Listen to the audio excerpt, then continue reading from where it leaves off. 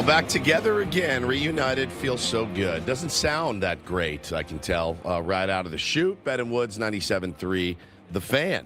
Still scuffling to try to get the pipes back, as it were, but we are back in the Bill Howe studio, Ben. We know how, and it's great to be back. Feeling fine, you know, not anything special, not 100% by a long stretch, and but it is good to be back in here. I will be honest with both of you guys in the audience out there. I legit thought about just ambling into my office and cranking up the machine again today and just broadcasting from home. But I thought, I got to get out of here. I got to get out of here and get back to the studio.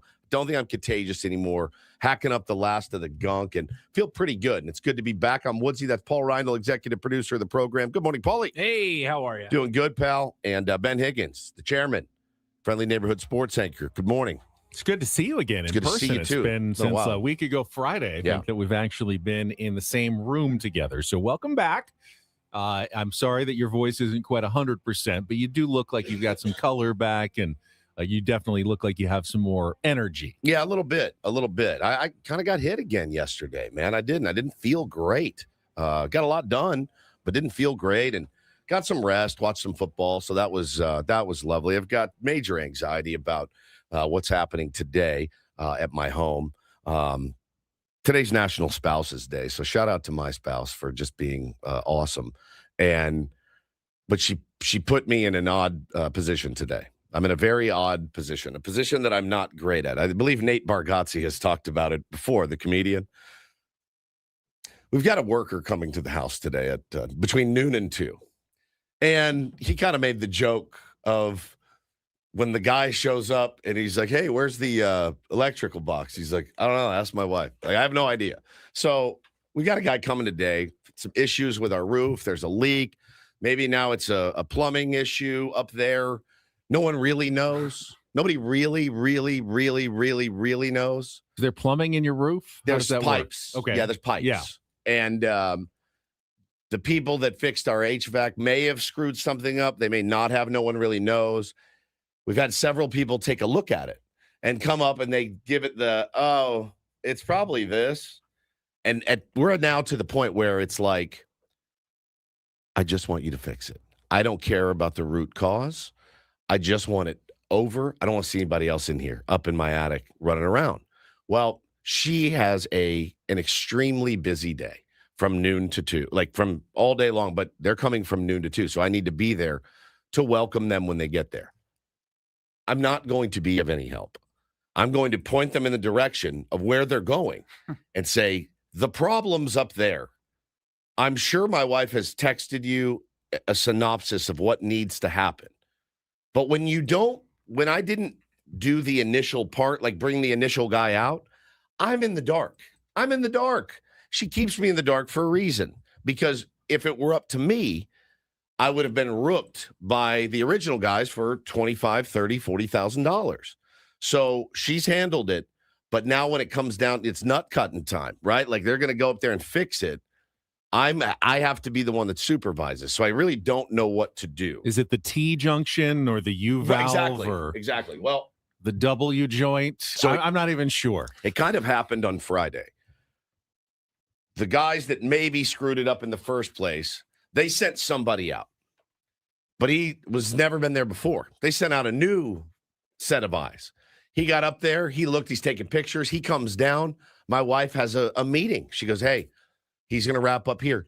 Don't let him leave until he calls me. I go, okay, no problem. That's my only instruction. Yes, he must call me before he leaves. Okay, no problem. I got this. This I can handle. Comes down, hey, so here's what I'm finding is that this happened and this, and he's showing me pictures. And I'm like, yep, sure. I'm you on the phone. All right, yeah, sounds good. I go, hey, call my wife. He goes, yeah, I will. I go, okay, see you later. And he walks out the door, and I go, wait, no, I just. Okay, all right, yep. Okay, okay. No, this is probably what happened here. When I show you this picture here, Ben, of what happened on the phone, this is it. Right? So this is okay. Look, all right. This is the leak. Okay. All right. Okay. Yeah. All right. I think this is the leak that happened. Okay. Okay. All right. All right. All right. Thanks. Bye. So he walks out the door, and I go, okay. He said he's going to call her. And then it hit me. She said, don't let him leave without calling me. And I, again, put my head out the door. You're going to call her, right? You didn't follow the instructions precisely. To the letter of the law. The spirit of the instructions were followed. I asked him. You asked him to call, but you let him leave. Yep. And hold on. She hadn't been called yet. So I realized the error of my ways, and I follow this dude. I'm barefooted out into the street as he's quickly loading up his truck to get the hell out of there on a Friday at 4:00. Buddy, hey, listen, hang on. So I call my wife on the phone, and I go, hey, you need to talk to him before he gets in his car and drives away. Yes, she goes, yes, that's what I told you. I go, hang on, all right, here he is. So I give him my phone. Good save. Great save. Good save. Hand him. I'm free and clear. And then now, allegedly, somebody's going to come out and fix this thing today at noon to 2. Now, here's my problem. What if he's like, hey, I'm going to need to replace the XY junction with this, and that'll get you guys fixed up. Am I authorized to sign off on any of this? This is the problem. These are those instances where you don't need a proxy. You really need to be there yourself. But she's slammed. She's got a bunch of work stuff to do. So I don't know what to do. I hope it goes well, but I'm riddled with anxiety. Is she going to be able to do? Would she be able to do more than just nod and go? Yes. Yeah, fix it. Correct. Yes. She could do more. Yeah, she's going to sign off on what needs to be done, I think, and I really can't. I don't think. I mean, would she potentially nix like the recommendation? Oh yeah. Like potentially. The plumber could say, we want to do this and this, and she goes, no. She just said, I've already sent them angry emails. They know they better not try me. But the thing is, especially on National Spouses Day. Well, exactly. But the thing is she's already like, you better not try me, but I'm not going to be there. My moron husband is going to be there, and he's very easy to take advantage of. Very. She comes home, there could be a brand new roof on our house. She has no idea. And a swimming pool.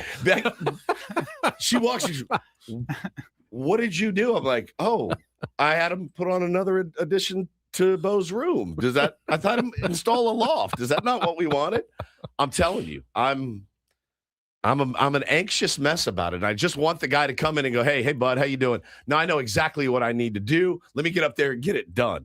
It's never happened in the history of home visits. Never. It's never happened one time where a guy comes in, he's like, I know exactly what needs to be done. Here's going to be your price. It's going to be $600. I'm going to get up there, fix it.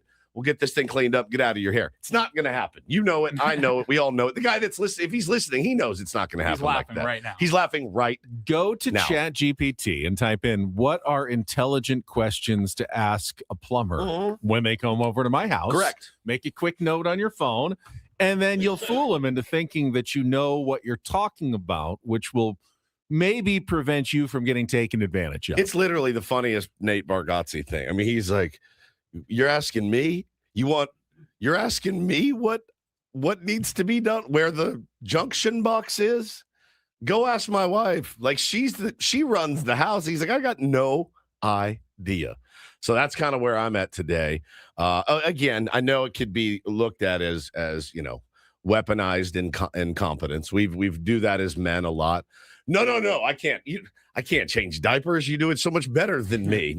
That doesn't fly in my house, right? But this one's going to be tough. This one's going to be a tough one today, but we got to get it done. We haven't been able to turn our heat on. Now, I get it. Hang on.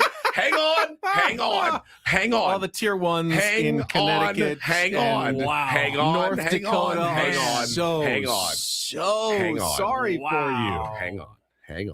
Hang on. I get it because we started the show this morning as I was scrolling the chat. Did it drop below 70 degrees in your house? So I'm looking at the chat this morning. People are like, check it in from Kentucky. It's -4. Check it in from Duluth. It's -30. We've got John Conniff texted me over the weekend, texted me pictures like F you to all you Encinitas dudes. It's snow as far as you can see. And I texted him back a screenshot. I go, John, it's 44 degrees in Encinitas right now. I'm freezing my ass off. Now, again, it's all perspective. 44 in Encinitas, outside, with no heat at all in your house, is cold. We were chilly. The kids' rooms, you walk into Taylor's room, you could keep dead bodies in there. It's free. We had to have him sleep with both. We've turned into the bucket family. We're all sleeping in one bed. Everybody's sleeping in one bed right now while we get this thing fixed. So I get it. Grandpa George, Grandpa Georgina. Yeah, perspective is key. I totally understand. Yes, it's colder in South Dakota than it is here. I will completely give you that. But it's still pretty chilly when you don't have any heat and you have two little kids and everyone, you wake up, like it was butt cold when I woke up. I was in a full sweatshirt and sweatpants walking around the house. I don't think you're going to get any sympathy because yesterday to me was the day. There are days of the year where the weather isn't great here and you're like, what are we doing? Why are we paying to live in Southern California? But yesterday was the day. I was playing golf in the morning. It was like 68. That was nice. It was sunny. It was beautiful. That cold burned off. And everywhere, I'm thinking, everywhere else in this country is just disastrously cold. And we are out here in January. It's great. It was on a beautiful day. And this is the day where you love being a San Diegan more than any other day. Of the year when you know everybody else is in misery. It was and you can do whatever you want. It was incredible. Go take a walk on the beach, go play a little golf, go enjoy youth sports outdoors. Indeed. Anything can happen on that day. And it's like, yes, this is why I'm here. This is why we pay to live here.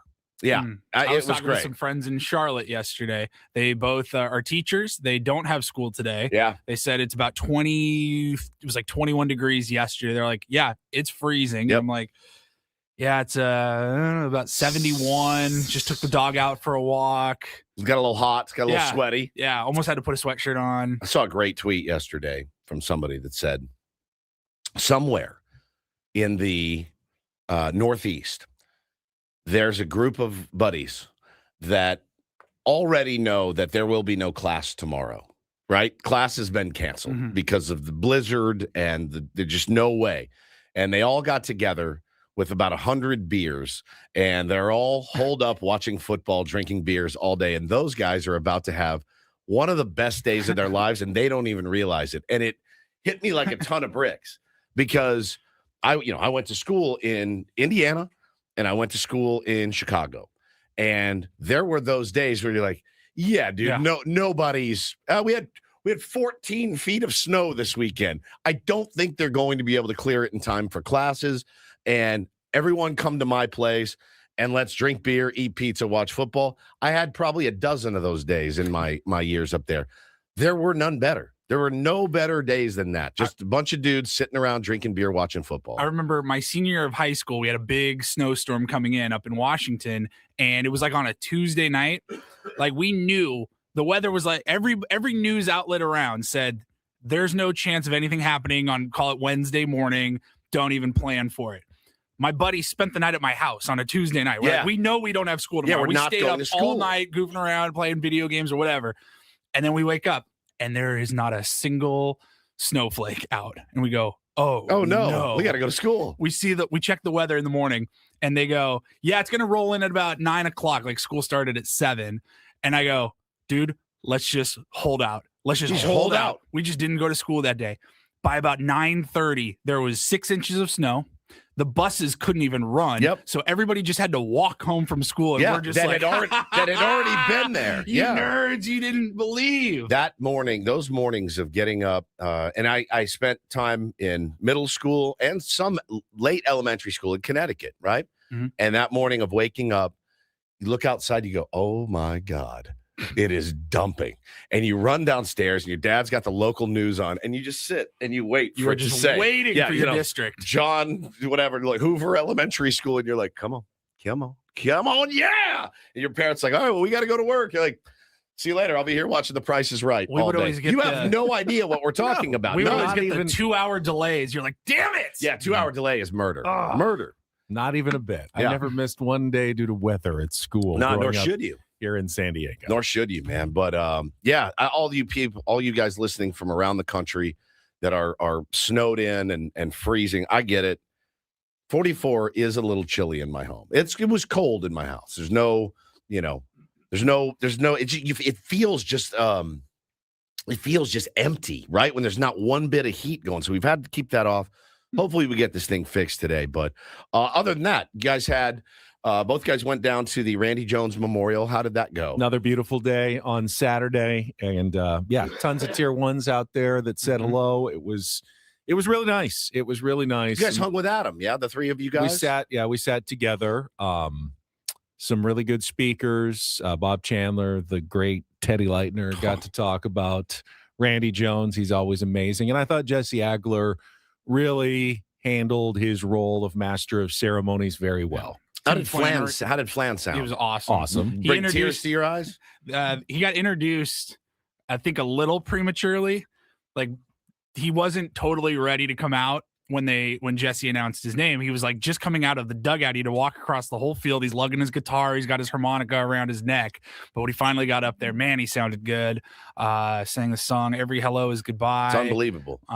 He was great. Ted Leitner, though, I think stole the show, I guess is the phrase. I mean, he was unbelievable. The stories that he had were so good about Randy, and I just had the tears welling up pretty much the whole day. Yeah. Every time they showed videos, you see like videos of young Randy. You saw how sharp and how fast he was with an insult or a joke later in his life. To see the videos of him in his younger days, and you're just like, oh man, he was so much fun. We had the guest list, Coach spoke, Bob Chandler, as you mentioned. It was great. Some Yokel said, well, Bo better have had a triple-double since you missed the event.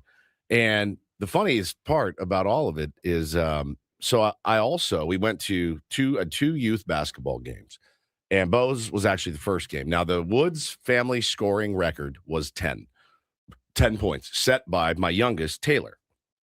He had 10 points the week before. That has driven and motivated Bo he's not going to get outscored by his younger brother. So Bo goes out and throws up 12 points and had the game of his life. So much fun. A lot of steals. Probably he damn near might have had a triple-double with points, rebounds, and steals. Maybe. He got close on Miles Burden out there. Yeah, Miles Burden had a great, and they won their first game ever. Bo's team, they had played for a season and a half. That's their first win they've ever had. So he willed them to victory. Yes, I got to be there for that. Taylor decided he was going to suck down a VG's donut right before his game. Oh. So he was moving like he was in quicksand. So he was like barely couldn't raise his hands on defense. He got a bucket, had a steal, but it was an uncharacteristically. Did you get to have a talk with him afterwards about, hey, maybe donuts are after we play our game? I did. I told him, but he's 5. He's like, if a donut gets shoved in my face, I'm eating it, just so you know. So then what I decided that day, too, is I've just drafted my team. So I put together a little practice. I know it's last minute. Anybody that can make it, please make it. Had 5 kids show up. Was awesome. Had a great little practice just to get to know you of a couple of them. And it was a lot of fun. And then I took Bo for ice cream. And we were looking at some of the pictures of the event. And I was telling him about Randy. And I told him the things that Randy used to say to me when I would pitch at fantasy camp, and how he would call me like a P word and tell me that, you think you ever going to throw a strike, stuff like that. Bo was cackling so loud. And I said, that's the way that baseball is. He did that to me because he loved me. He said those things to me because he loved me. No. He wasn't making fun of me. He wasn't trying to hurt me. He wanted me to. Meant you were in his little circle. And it also, you know what it also did? He was lightening the mood. Yeah. He was lightening the mood. That's what he did best. And that's what old school baseball players like that, that's the best thing about him. What do you think, you ever going to throw a strike today? Right? That's different than you need to buckle down and throw strikes. Like, I can take that kind of criticism. And Bo, it like clicked in his head. He goes, oh, I goes, yeah. So when I'm breaking your balls, I'm not trying to hurt your feelings. I'm telling you that I love you, and it's not that big a deal. It's not that big a deal. Let's have fun with it. And it like, you could see the light bulb go off in his head. We were sitting there having our ice cream after practice. I go, I'm going to bust your balls for the rest of your life, And I said, I learned that from Hoffy and Randy and Greg Vaughn and all those guys out there. Those are big leaguers. They do that in the big leagues, dude. And he's like, oh, okay, I get it now. And he's like, he's not going to take it so personally.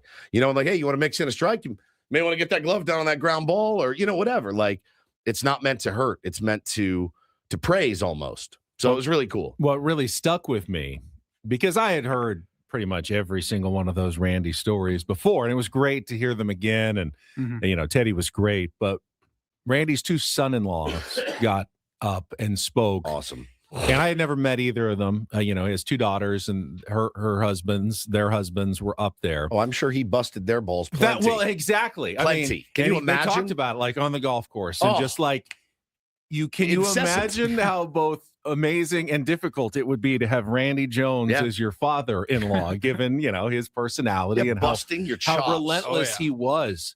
But you could tell the love that was there from those two gentlemen for their father-in-law. Yeah. And talking about the love in that family, I got to say hi to Marie and give her a hug and see the daughters and the grandchildren. One of them was her 13th birthday there today. And just seeing that family love and 55 years of marriage, and what a great dad, husband, grandpa that Randy Jones was. The Randy Jones we didn't really get to see out of the pub. We saw Randy Jones in the public, how great he was with Padres fans, how great he was with players, teammates, broadcasters, media, everything. But we didn't really get to see Randy Jones, the family man, that closely. Well, I think to hear those stories, that's the time that I actually got emotional sitting there, was hearing the sons-in-law speak. It was important. Every single person that spoke turned to Marie and the daughters, the whole family, and just said, they always, like, every single speaker ended with, thank you for sharing him with us.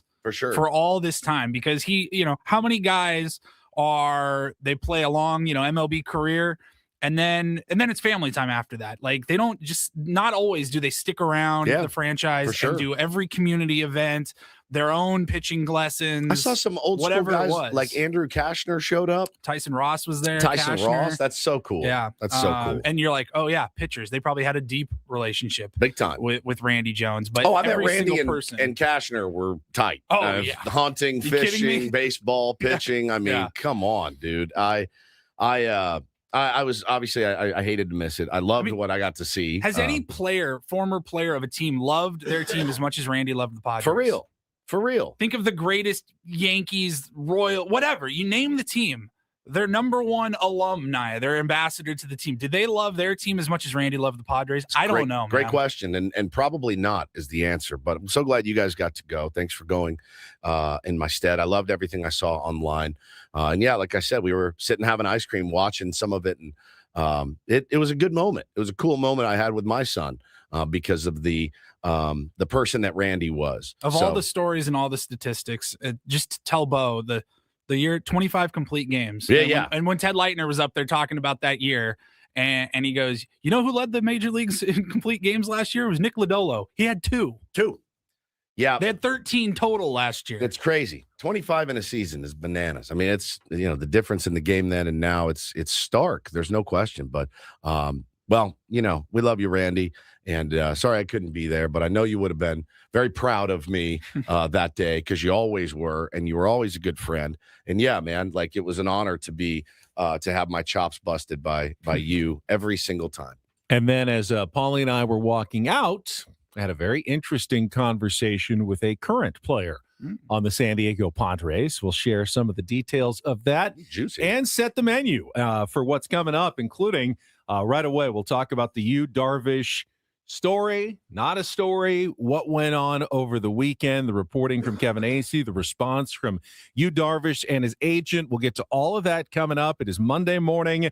If you're snowed in and you're listening to us, thank you for joining us. If you're here in San Diego, let's make it a good week. Ben Woods and Paul on San Diego's #1 sports station, 97.3 The Fan. Let's get our first check of traffic this morning with Kelly Danick.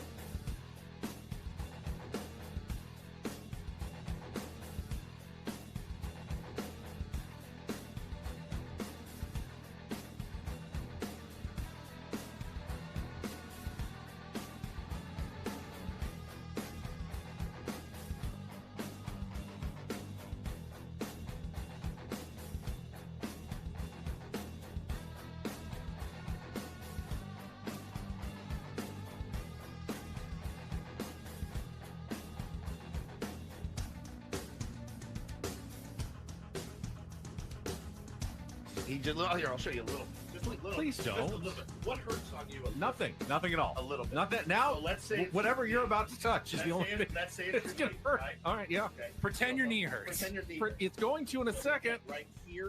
Oh, that is not pleasant. Hey, player, this is all yours. This room with this view. This speakeasy with this cocktail. Hey, could you make that too? The spa with this.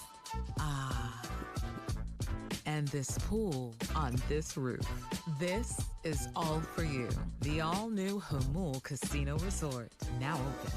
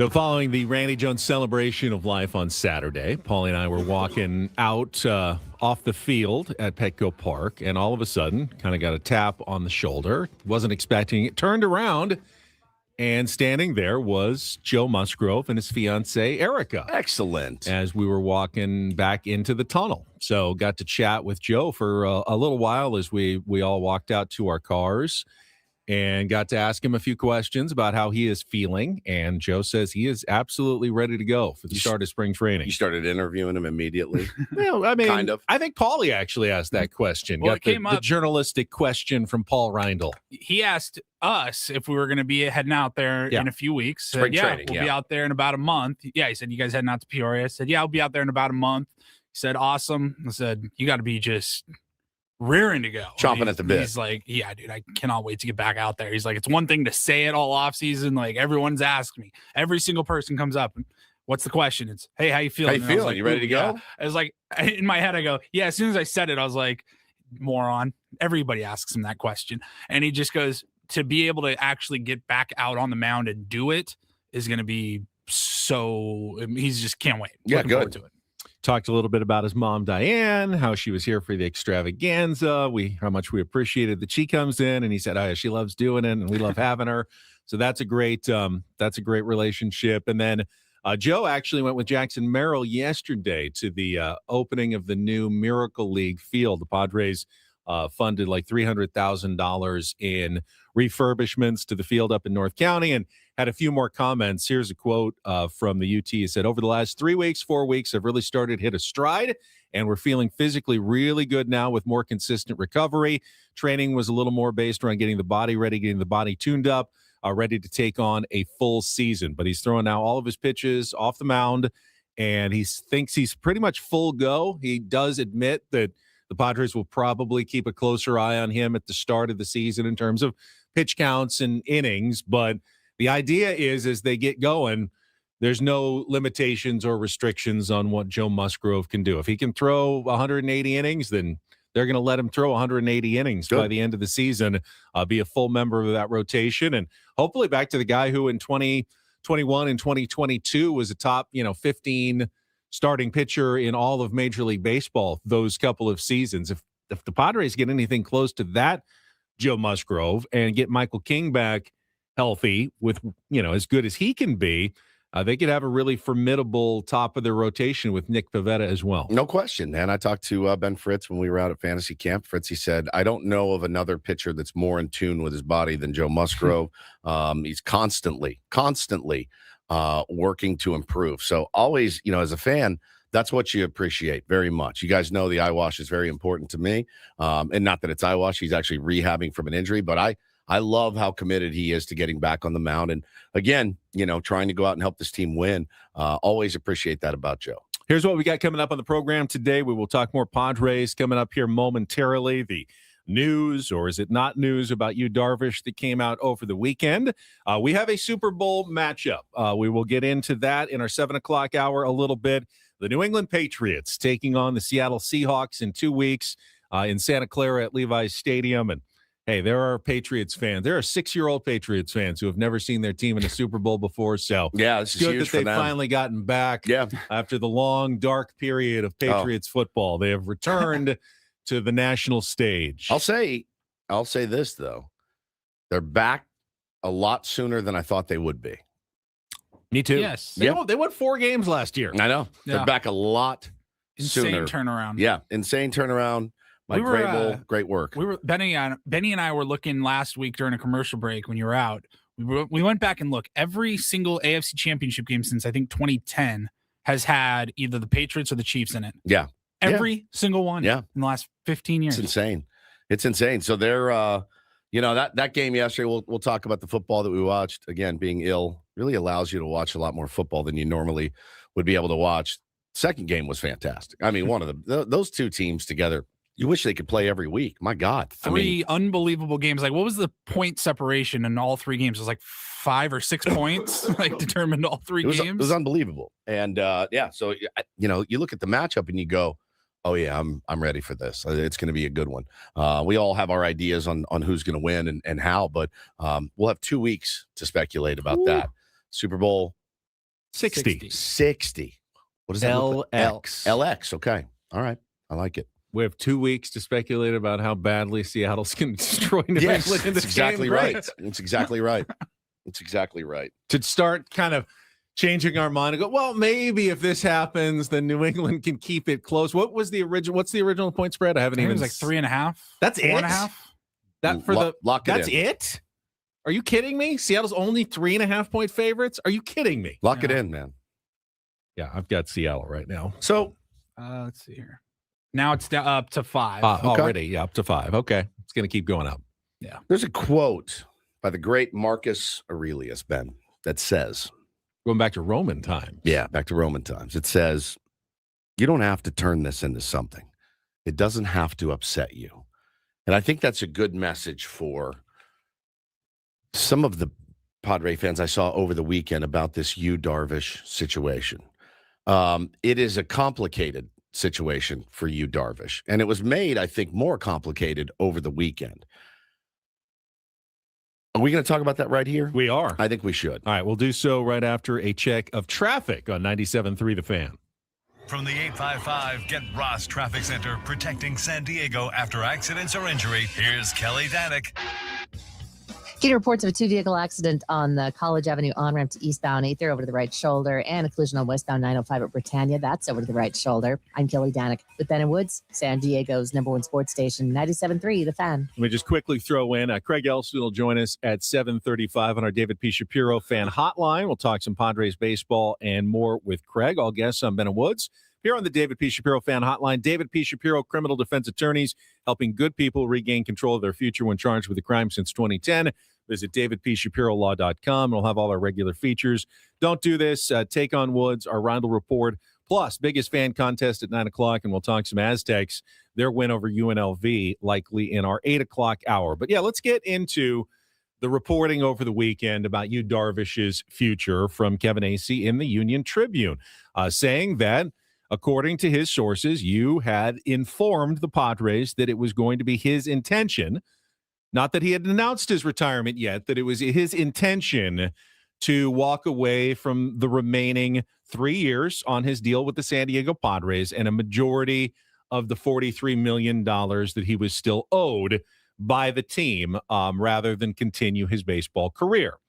It was then fairly quickly rebutted in a tweet, a couple of tweets from Darvish himself, that, well, you're jumping the gun a little bit. He said, you may have seen an article, and although I am leaning toward voiding the contract, there's still a lot that needs to be talked over with the Padres, so the finer details are yet to be decided. Also, I will not be announcing my retirement yet. Right now, I'm fully focused on my rehab for my elbow. If I get to a point where I can throw again, I will start to scratch again to compete. If I once get to that point where I feel like I can't do that, I will announce my retirement. That was the first of a couple of tweets that Darvish sent. So he's already had surgery, and he is in the recovery mode right now. So, again, people saw the original tweet from Kevin Acee about his article, and immediately their eyes went to dollar signs. It went to, let's say they buy him out for $15 million. That's $30 million we get that we can go out and spend on Framber Valdez. And so, which Kevin Acee did report in the story that any savings would be put toward potential, salary for new players coming in.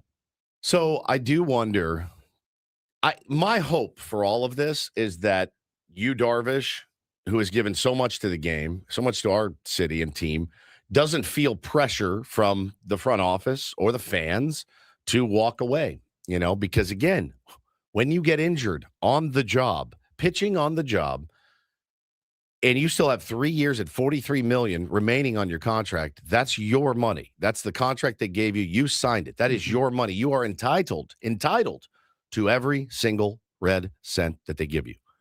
It's their idea. They gave you this contract. You signed it. They're on the hook for it. Now, being the person that Darvish is, if he looks into the future and says, I don't know that I want to do this, man. Like starting from scratch, that doesn't sound fun at 40 years old. It's not great. It's not what I want to do. I've got a son that's pitching now. I want to be with him. I want to be around. I could consider probably walking away. I'm not mad at Kevin Acee for running this piece because, again, that's the info that he I'm assuming, God, I don't think he conjured this out of thin air. Well, no, you admitted. He said, I've been in a second tweet. He said, I've been discussing with the Padres since last year about terminating the contract. So absolutely, he has informed the Padres that is likely his intention. Now, could he change his mind? Sure. He has not officially retired yet. He could, but every indication that we've got from you, when I talked to him over the holidays at Children's Hospital, every indication is that you is leaning toward hanging it up and probably not going to ask to get all that money. There's going to be some sort of buyout. So, ultimately, this story, while maybe premature in the mind of Yu Darvish, is ultimately going to be correct. I think Yu Darvish is going to retire at some point. I don't know when that is. And when he does, knowing Yu Darvish, he's going to walk away from a certain amount of that money. Again, he doesn't have to, but I think that is where this is all heading at the end of the day. Didn't it at least surprise you, though, when you saw, because Darvish put out his statement 30, 40 minutes later. But in those 30 to 40 minutes, weren't you at least surprised? Because traditionally, if you step away from the team, you're stepping away from team care, team doctors, team insurance. We all said months ago when we talked about this after he got hurt and kind of forecasting the future, we all said it would be dumb not to at least come back for 1 year while rehabbing and getting all that care. So I guess I would have to assume that that's got to be part of a buyout. Hey, even if you're not under contract, you're still going to be you're going to be entitled to team care and the facilities or something. You can negotiate absolutely anything at this point. And again, you and his agent have all the leverage. If they wanted to, they could, again, fulfill the terms of the contract for 3 more years, do what they need to do in terms of rehabbing, going back to the minor leagues, pitching rehab starts and assignments, and he would be entitled to all that money.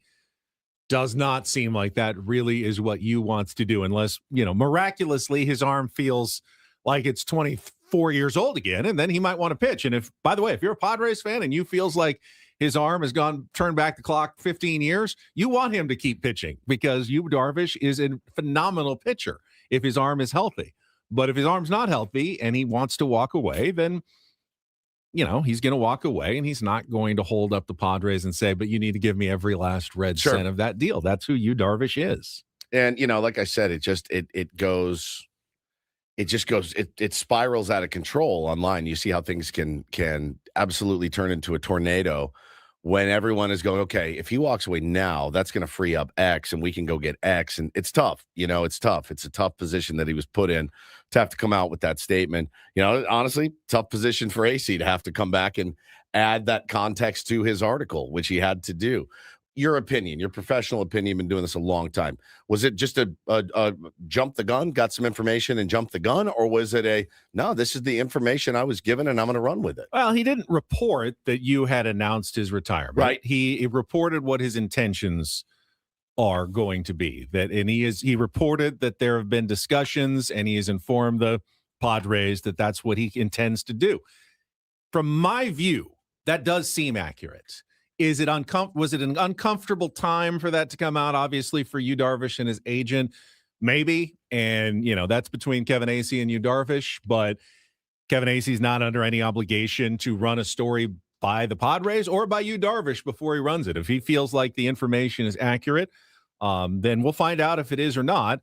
He's certainly within his right to run that for Padres fans. But I think, ultimately, the Padres don't have to wait for Yu Darvish to go, okay, it's official. I'm giving back X amount of money, and now we can go out and spend it.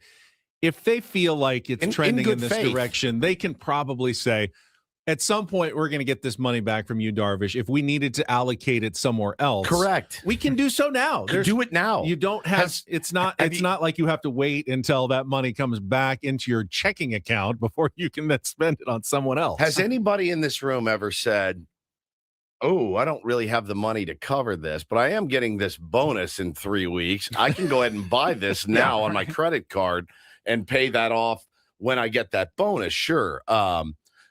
Ray says, let AC off the hook. I'm not letting AC off the hook. I think AC published a piece. Then he had to go back and and add more context to it. I think right then and there, that doesn't let that reporter off the hook.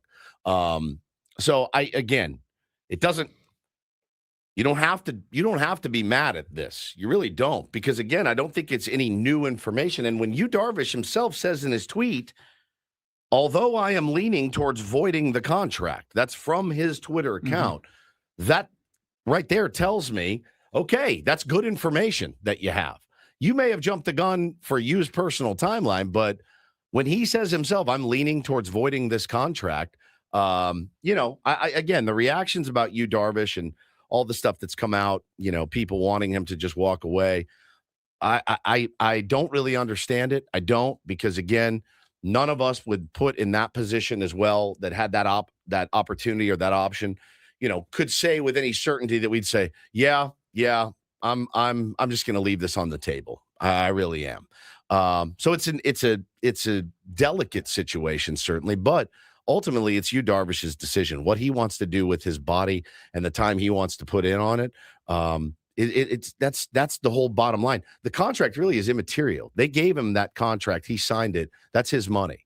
So what he wants to do with his money, he's entitled to do, I think. And I saw some speculation. Well, are the Padres trying to pressure Darvish into that decision? They don't need to. He can wait as long as he wants to make that decision from the Padres timeline. Whatever that you walks away from is whatever he walks away from. That's totally up to Darvish. Doing it now versus in a week or a month doesn't change their long-term plan. AJ Preller already has an idea of what that's going to look like in the future. He's not holding them hostage right now, saying, I may retire, I may not.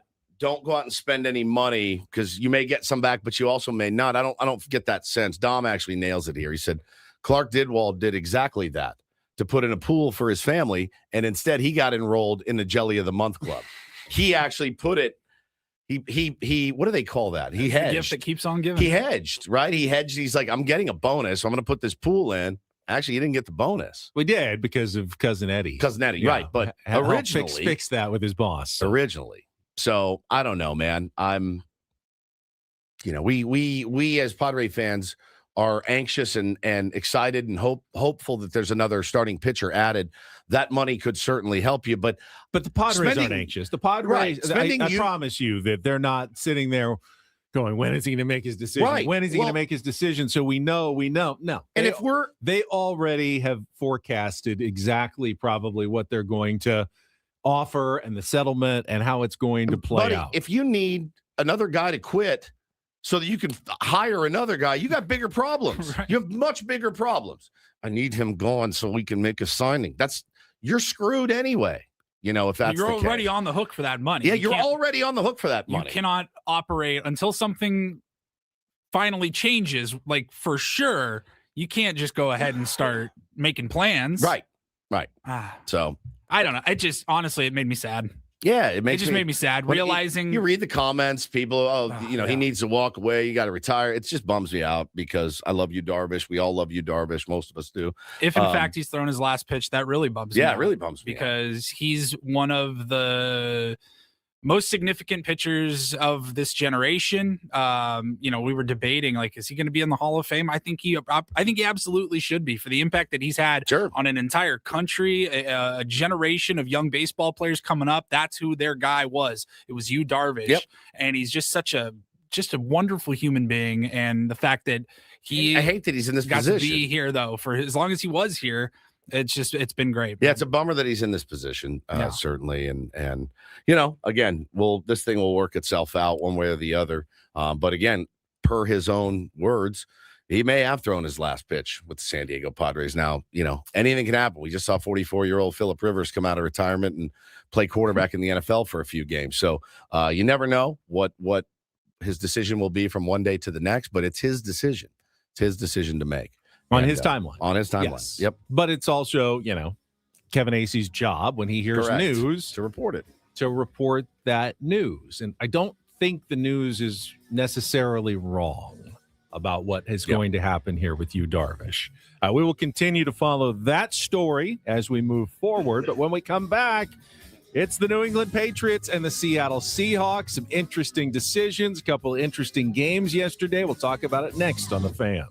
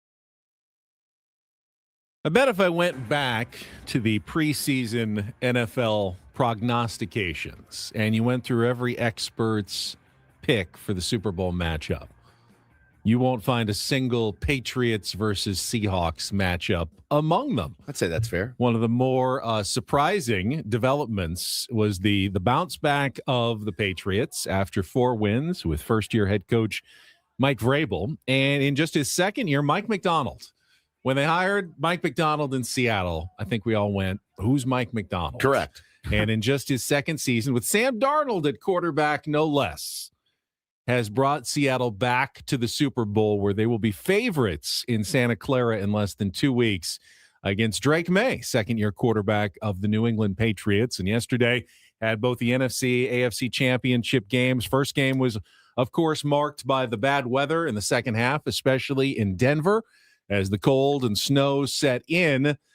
But even before the game got, impacted by the snow, neither of those teams was moving the ball very effectively against the other one. It was a defensive struggle. It was always going to be a defensive struggle, and the weather just exacerbated that in the second half, making it even more difficult for Jarrett Stidham, making his first start of the year, to move the football when they just needed, 3 points somewhere, anywhere, to at least get that game to overtime. And they could not do it, missed a couple of field goals. Both teams missed a couple of field goals in the bad conditions.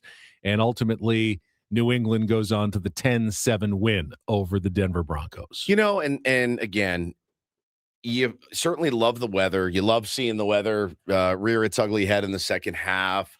Some people did. Some people said, should that important of a game be played somewhere where it just comes down to which team manages the horrible conditions rather than who's the better team? I like it. I liked it. I mean, I like seeing the snow. Cool. I like seeing the wind whip around and the ball change directions. And I like it. It's both teams have to play in it. Both teams have to play in it. It feels like football to me every time I see it. That being said, look, I would be lying to you if I said that game was incredible. That was an incredible 10-7 game. I loved the defensive stands. I didn't. I wanted a little bit more action. I thought we were going to get it based on, the first quarter. You're like, okay, Jarrett Stidham's actually completed a 52-yard pass, and these guys are moving the ball, and they're going to shock the world. And they got more conservative as the day went. The backwards pass, I thought, was an interesting call. I've watched it 100 times. I don't know, guys. I don't know. I don't know that was truly a backwards pass. I didn't think Sean Payton did a great job of managing that game for his quarterback, his inexperienced quarterback. I think he'd probably tell you in his darkest moment, I didn't do a great job of managing that for him. And, passing up on points early doesn't make any sense to me at all. I agree. Jordan mentioned that in the chat. It's 4th down early in the second quarter. They're up 7-0, and they've got a pretty chip-shotty field goal that can make it 10-0. How do you not see where this game is heading? Right. If it was Rams against Seahawks, and you're thinking this could be a 31-27 game, which it was. And the Rams had the same decision at some point to go for 3 or go for the touchdown. They went for the touchdown. It didn't work out. You weren't stopping anybody on that game. You need 7 points rather than 3.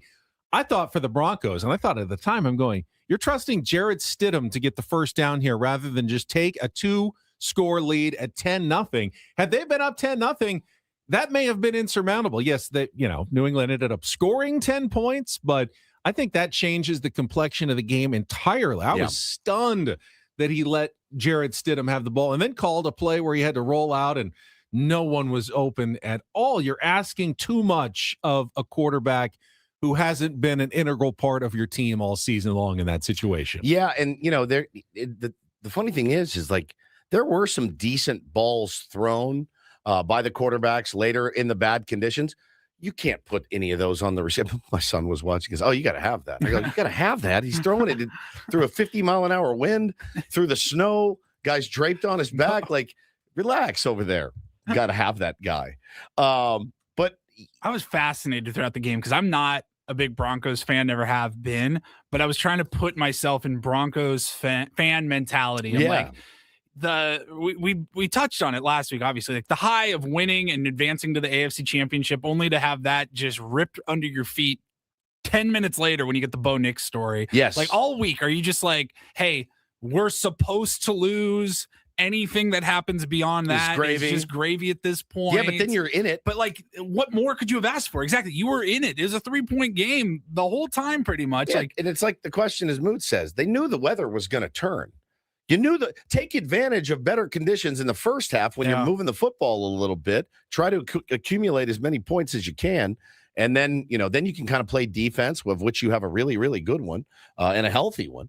Against Drake May and the New England Patriots. But yeah, man, all in all, like credit to them for scoring 3 more points than the Denver Broncos, man. It was not the most, it wasn't my favorite game that I've ever watched.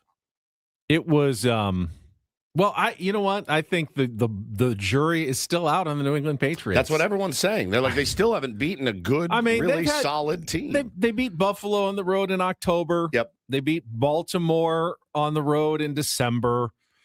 But both teams in disarray, by the way. They fired their coaches, right? It's just wins just over Miami and Carolina and New Orleans and Tennessee and Cleveland and Atlanta and the New York Jets. It's like, man, this just set up so well for you all season long. And then the playoffs sets up perfectly for you as well. We talk about, I've said it many times, there aren't any real easy games in the NFL. Any given Sunday is a real thing. That being said, if you had to map out your path to the Super Bowl, it would look like this.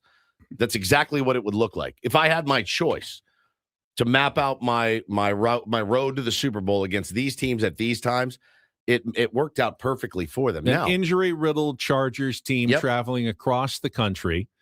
You beat them 16-3. A Houston Texans team with 0 quarterbacking play or offense, and you beat them at home 28-16. And then a Denver team without their quarterback in a snowstorm, and you beat them 10-7. Yeah, they've gotten the job done, but now they get to the Super Bowl against the Seattle Seahawks. A Seattle Seahawks team that statistically, when you look at things like DVOA, like team, like one of the more fearsome teams in NFL history, actually, when it comes to their numbers. This is going to be the ultimate test. If New England wins this one, then fine. They've proven everything. Didn't that suck for you? Like, we made the Super Bowl and people still think we're not that good. I just get the sense that this is going to be a very lopsided Super Bowl in Seattle's favor. And, this could be one of those ones that we remember growing up from, like the 80s, late 80s, early 90s, when no Super Bowl was good for like a decade plus. Yeah. Just blowout after blowout after blowout. It's going to be an old 55-10 here. You just never know. But look, they made it. They did it. They, as Kevin said in the chat, they beat 3 of the top defenses this playoffs. They absolutely did. They did exactly what they needed to do to get there. They did just enough to get there each time. And they are, they're AFC champions, man. You can't take that away from them, no matter how the road was paved for them. Second game was legit. Amazing. A great game between the Seahawks and the Rams. Both teams made one incredible blunder. For the Rams, it was the muffed punt in the third quarter that led to immediately to a Seattle touchdown. You don't want your punt returner falling back flat on his back to try to catch a punt. Maybe you just let that one over your head. Huge mistake. I mean, but Seattle returned the favor with the Reek Woolen taunting penalty after they had forced 4th down and 12, and looked like the game was going to be there. Up double digits, getting the ball back. It's probably over, and that led immediately to a Rams touchdown. They gave them every chance to win that game. So both teams made the one huge mistake. Both quarterbacks were outstanding. Matthew Stafford, 374 yards and 3 touchdowns. Sam Darnold, 346 yards and 3 touchdowns. Both lead receivers were terrific. Puka Nacua, 9 catches, 165 yards and a touchdown. Jackson Smith and Jigba, he's unreal. 10 receptions, 153 yards and a touchdown. I mean, how do you let him? This was a great game. How do you let him on that touchdown? The corner and how is he, of all people, that wide open? There's no one within 10 yards of him. Falling down. And he's like, look who's here. Easy. Jackson Smith Najigba is standing there in the end zone to make the catch. How is he uncovered? You almost do like the look around. You're like, I'm wide open. It's like, it doesn't make sense. So it's so incredible. He's such a great player. 10 balls, 153 yards. Just incredible superstar player that he is. And Sam Darnold, man, I tip my hat to it. I'm not a USC fan, but I honestly think it's going to be crazy, Benny. If he is the very first USC quarterback to ever win a Super Bowl, it's going to be Sam Darnold. Out of all the great QBs that have come through the University of Southern California, my arch nemesis, Sam Darnold is the one that's going to hoist the Lombardi trophy, and he's the favorite to do it right now. Somebody made the It'll point. be a Brad Johnson-esque Super Bowl win. Still. But it'll still be a Super Bowl win. Super Bowl win, man. Pretty incredible. I think the storylines will be pretty good. I think those two teams are rematching from the infamous should have handed it off to Marshawn Lynch. So good. We're going to see Patriots come back to win. We're going to see all those old highlights. I literally wrote yesterday, I said, rooting for the Seahawks simply for the uptick in Marshawn Lynch content in the next 2 weeks. Because, everyone's going to be revisiting that. And then you have, on one side, Mike Vrabel. I mean, you want to talk about all-time GOAT status for a team. Winning a Super Bowl, winning multiple as a player. Now he's coming back. He's could be the first player to ever win a Super Bowl as a player and a coach for the same team. And then Sam Darnold, I think his story is pretty incredible. I mean, it's incredible. What he did in Minnesota for them to basically give him the finger and say, we're going to go with this guy, this rookie instead. How'd that work out? Didn't go very well. For him to then go, okay, sounds good, and take the Seahawks to the Super Bowl is pretty awesome. Pretty incredible. To me, though, the NFC Championship game, the most critical moment where that game was won was actually over a month ago on December 18th, when the Rams had a 30-14 lead in the fourth quarter in Seattle. They closed that game out. The Rams end up as the 1 seed. The Rams end up hosting the NFC Championship game. And if they don't have to play, in front of the 12s in Seattle, I think they win that game at home. But so hard to win in Seattle. They blew the lead. Remember, 30-30, went to overtime. They scored the touchdown, and then they went back, and Smith and Jigba scored the touchdown. They went for 2, won at 38-37. Insane. That was it. That was Seattle's comeback that set them up now for this run to the Super Bowl, really, and probably a Super Bowl title. They haven't slowed down since that game. That was that last fourth quarter turned the entire season around for the Seattle Seahawks right there. And so now we wait 2 more weeks till Super Bowl 60. Going to get all of the let's be honest, it's too much. Like the pre-Super Bowl hype. If I were one of those analysts this 2 weeks I dread. Don't you? You dread this 2 weeks a lot. If you are we got ESPN on in the studio right now, and they're doing what went wrong with the Rams. Yeah. The Seahawks silencing doubters. I mean, they have to do that for 2 weeks. 2 hours a day. Hours a day, 2 weeks straight about this day. game, and then the game arrives and it's finally here. Now, I saw somebody mention it in the chat. I saw this morning. Ben, you started this segment, Ben, by saying something about nobody would have picked Patriots Seahawks. Yes. However, did you guys see the post from the NFL that's going around today? Back on September 4th, 2025, the NFL posted a graphic. They do it every year. Every league does. They said 32 teams with February dreams were so back as the season was getting ready to kick off. And it's got the star player of each team, and they're all walking, towards the big Lombardi trophy. But when you zoom in on that picture, Drake May and Sam Darnold are the final 2 guys standing closest to the Super Bowl. That was posted back in September. And everyone goes, oh, they absolutely played out the script to its it's got to be AI. No, this is a post from September. They posted it September 4th, 2025 at 5 a.m. I mean, they're kind of the afterthought because they're the most blurry, furthest away. That's in the picture. true. They're highlighting the bigger names that you can actually see, like Mahomes and, Saquon Barkley's right in front, Josh Burrow, Brock Purdy. Those guys are so far away, you couldn't even tell who they are. Up there, too? I think Baker's up front. Yeah, Baker. Richardson, but Drake May and Sam Darnold walking their way right into Levi's Stadium for the Super Bowl. Wow, those two. That's weird. How did you not see that and immediately put the mortgage on Seahawks Patriots? Tell you for what, the Super I Bowl? will next year. I'll be looking for that graphic again and be like, you know what? Let's test this theory. Let's just see what happens. I'm not a big rigged guy. Never have been. But it's very tough to rig an entire season. All right. And then in the NFC Championship game, or in the AFC, we're going to have a huge snowstorm in the second half in Denver. It's going to be amazing. Hey, they're going to punt it to you. I need you to lay flat. and try to catch it. Fall down. No, I don't try wanna- to catch it from your ass. I don't want to do that. No. It's, Yeah, you have you to gotta do it. And sign this and don't tell anyone. Ugh. I don't know. I'm not a big rigged guy. It would be very difficult to do. It would be It'd impossible. be impossible to do. Let's be Absolutely honest. impossible. The evidence unless is right there. Unless we're living in a simulation, which we very well may be.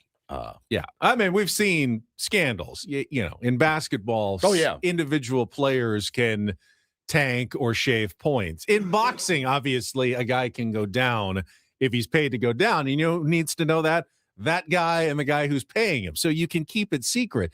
In football, with 53 players on both teams and giant rosters of everybody else and a oblong-shaped ball that can bounce anywhere, there's no way that you can rig an entire game or an entire I mean, season. for them to It's silly. script that snowstorm and like the blocked field goal at just Yeah. the fingertip, I mean, that's hard to do. So to that was execute that was an interesting part of the story as well. Did you see them say that because they couldn't see the yard lines on the field, that they lined up a little bit too close to the line of scrimmage? He didn't give the full like 7.5 yards, Oh.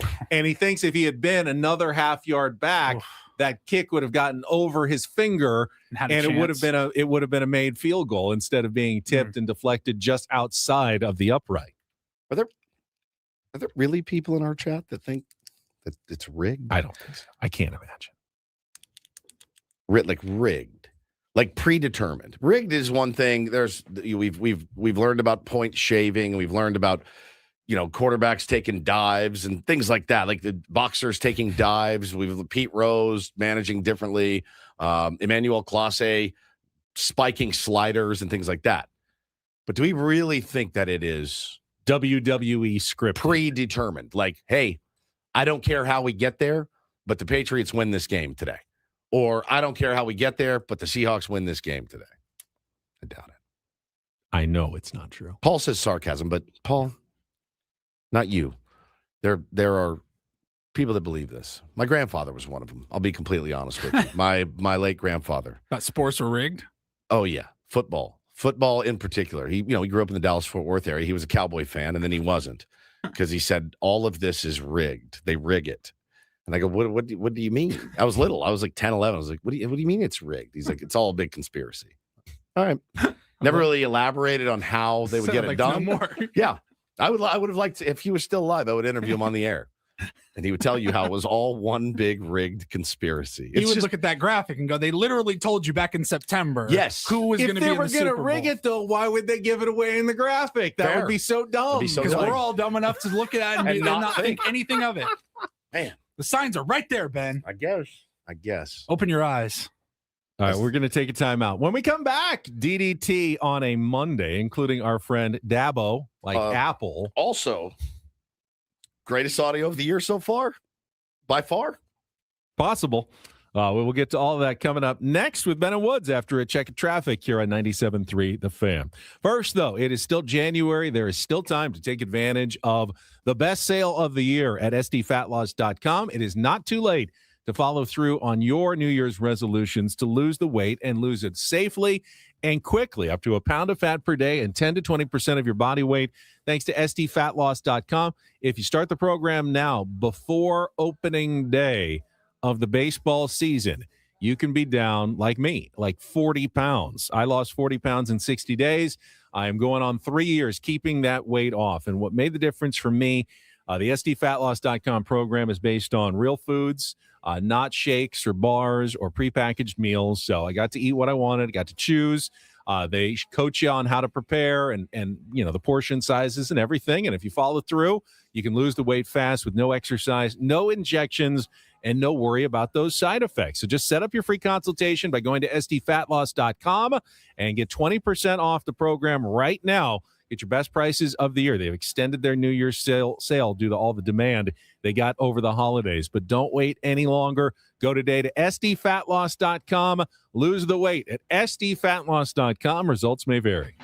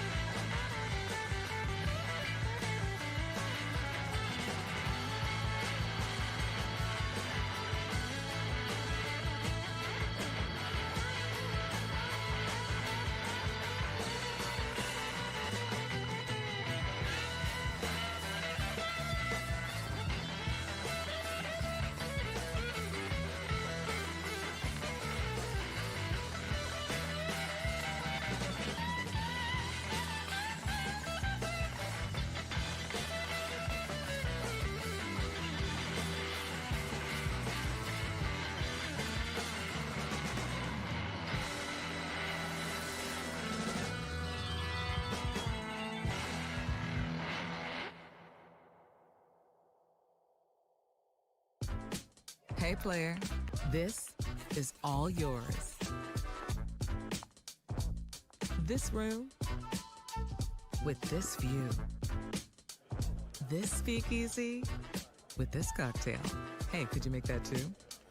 The spa with this. Ah.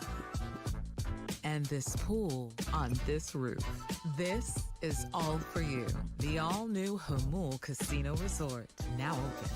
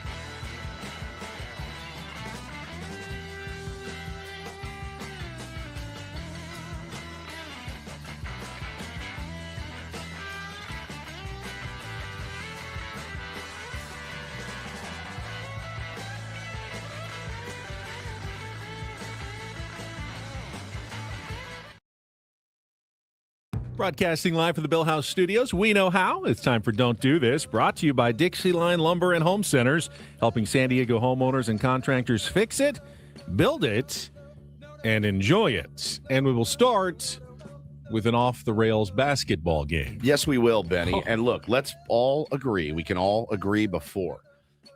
Parents are ruining youth sports, okay? Like, that's a common thread. And inherently, this story is very sad. Sometimes in the sad, though, you can find the funny, and that's what we've decided to do here. An absolutely chaotic scene in Kentucky during a middle school basketball game. It happened on Thursday night, and it was Emelina against Carr Creek. They're competing in the A-team championships at Knott County Central High School, but these are 8th graders. Things got ugly. 2 players tackled each other on the court, which, by the way, happens. Players get into it. Players get chippy. That's okay, in my opinion. That's going to happen from time to time. That's not uncommon in sports. Then coaches and players tried to break up the fight.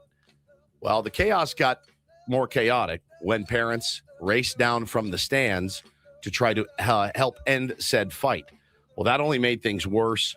And the best part is they've got 2 guys calling this game for whom I have no idea. It was like a live stream for the middle school state championships or something. And here they are calling the action, and it is everything you wanted it to be.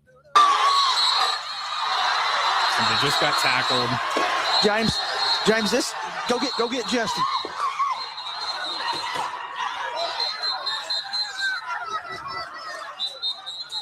That whistle's really helping. There we go. The court is full. Let's get out of here. Of parents and adults on the court now. Look here. This ball game's got to get over.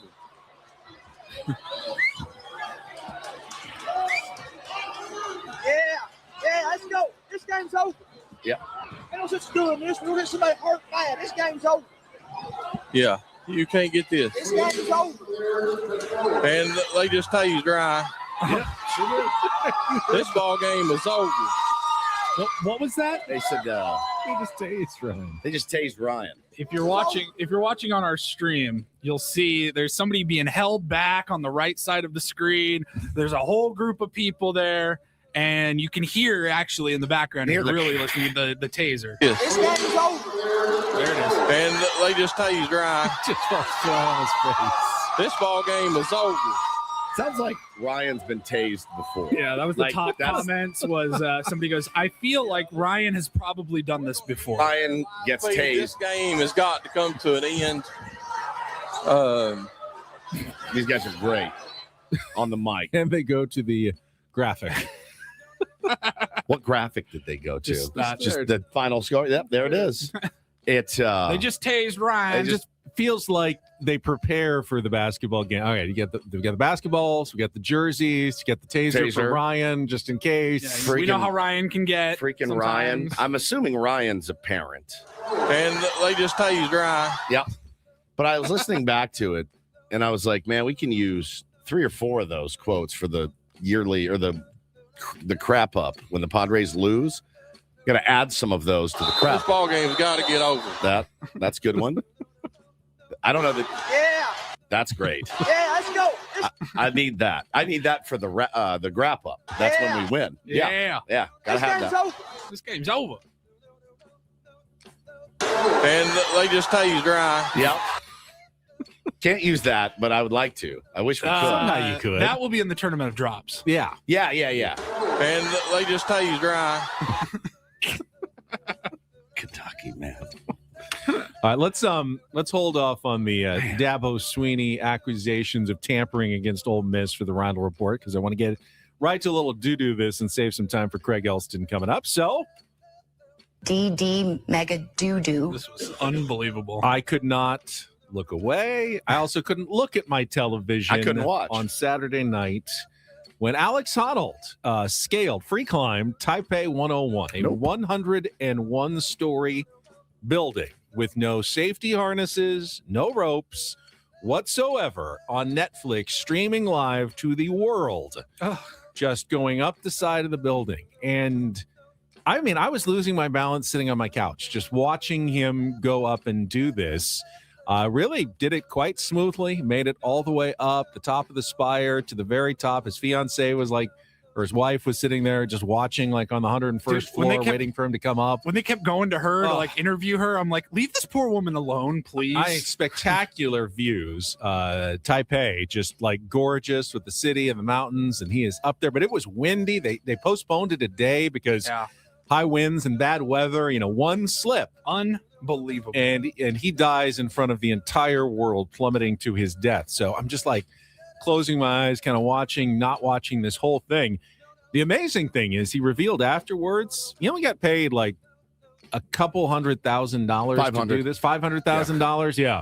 That's it? Seems like it should have been more for a worldwide audience. I mean, look at the wind blowing. And you've got like people inside that live in the building are like taking selfies of themselves. Like, hey, here's my guy outside the window. Building.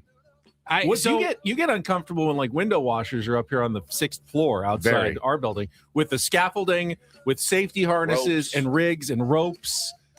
He just climbed 101 stories. I had 5 people. You guys were 2 of them. I had 2 more, and then another one text me. Are you watching this? I go, no, I can't. I can't watch this. The anxiety I feel from being up high is not great, much less watching somebody that could die with the one slip of the finger like these or toe. dragon, like these corners that he had to get through. Like, look at that. Just, it was unbelievable. I tried to watch Free Solo. I did. I tried to watch Free Solo. I had to turn it off. It's just my stomach couldn't handle it. And you knew with that he was going to get. You knew he was going to make it because he was still alive. And this one, you have no idea how it's going to end. I didn't watch it live. I went back and watched it later on Saturday night and had already gotten a notification. I knew he had done it, but I guess I was just wondering, like, what was the plan? Because if something catastrophic were to have happened, were we all just going to watch it on Netflix happen? Just watch I've got to assume there was like a 10-second delay and they could cut out the feed if they had to, but wow. Yeah, I'd say that's a do. I mean, it's a don't do this he made for me, it. but it's Congratulations. a do this. Congratulations. He said probably would have done it for free. If the building had just authorized me to do it and there was no Netflix, I still would have done it. Guy loves climbing things. He really loves to climb. Yeah, I don't know how you guys did. I don't know how you got through it. I couldn't look away. I couldn't look away. I had to keep watching until he got to the top. Once I started, he was only about the 30th floor when I started. You go, he's going to go all the way. Only the there? 30th floor. My God. Seeing like how far he got in like the first 20 minutes, and I'm like, he still has so far to go, and yet I'm like, but look how high he is already in 20 minutes. He's just climbing right up the top. They didn't have one of those big bags inflated at the bottom with a bullseye on it. His buddy was just like hanging there with a camera like behind him on this like he was like on a pulley system, and drones and cameras pulling him up. Yeah, it was nuts, crazy. I don't know how you do it. I don't know how you guys did it. I don't know how you watched it. And that is Don't and Do This for a Monday. That was Don't Do This with Ben and Woods on 97.3 The Fan. All right, we'll have our friend Craig Elsten join us. We'll talk more about the Padres' Darvish story and the upcoming spring training next year with Ben and Woods on San Diego's #1 sports station, 97.3 The Fan. Gambling problem? Call 1-800-GAMBLER. GEGE 0000466. For a full list of games and rules, played at 7 Mile Casino. Visit 7milecasino.com. Monday morning, but I always like to point out, even at 7:34 on Monday, you're going to find a spot at 7 Mile Casino. If you need a place to unwind and relax, if you're coming off a late night shift and you're finding somewhere, hey, where's open? 7 Mile Casino is always open for people who want to play cards or just go and have a good time. You know, we were just talking about that guy climbing that skyscraper. Now that's kind of a rush. About the highest rush that I want to feel is like doubling down with an 11, playing California style blackjack at 7 Mile Casino. That's good enough for me. That one card's going to come out. That one card's going to come out. Like nervous. Yeah, I'm nervous, and that's enough for me. Because they might take or give you plastic chips. Correct. But I know I'm walking out of there. And but that's enough of a rush for me. Texas Hold'em, Pai Gow, Baccarat, and of course California style blackjack is what makes 7 Mile Casino great. So it's a place where card players like to go. They take care of the high limit players there as well. And best part, just 7 minutes from downtown. Yeah, food's great. Sammy's at 7 Miles, also open 24/7. The 24/7 players menu is a terrific option any time of the day. The patio, the view is gorgeous right out there on San Diego Bay. Check it out today. 7 Mile Casino, 7 minutes from downtown.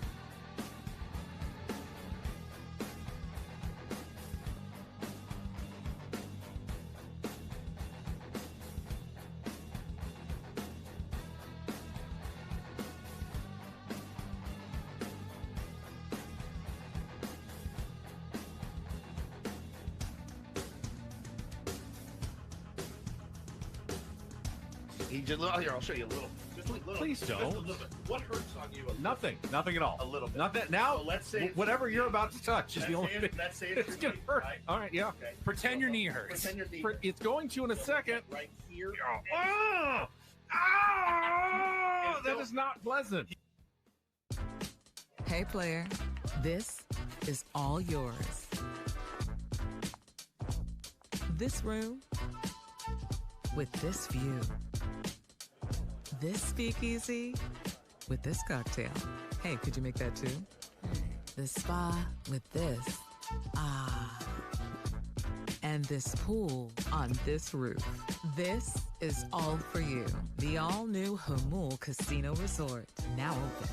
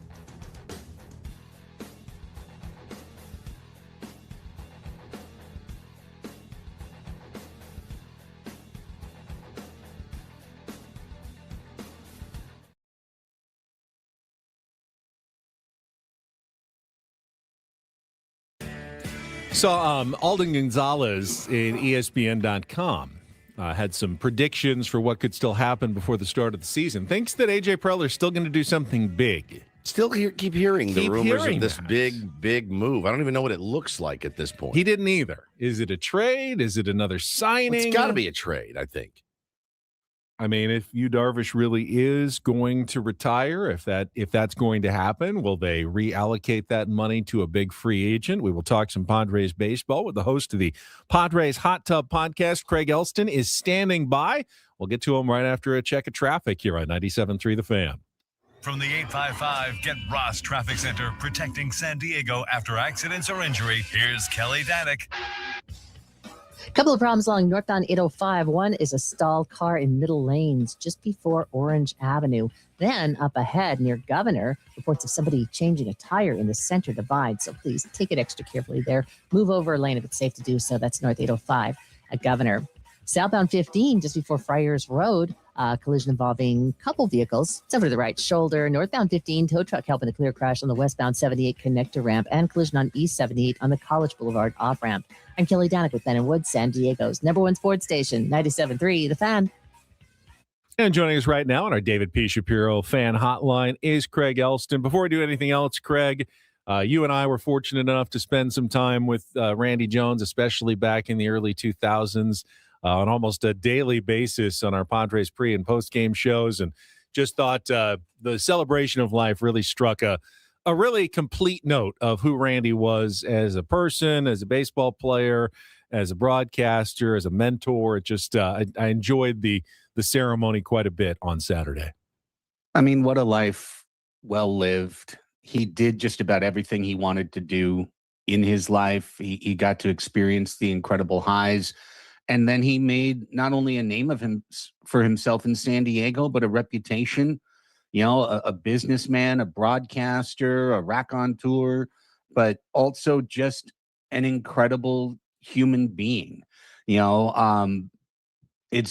super wild. But like the other day, I was just cleaning out my voicemails on my phone. Like, I don't know, is that something you do every once?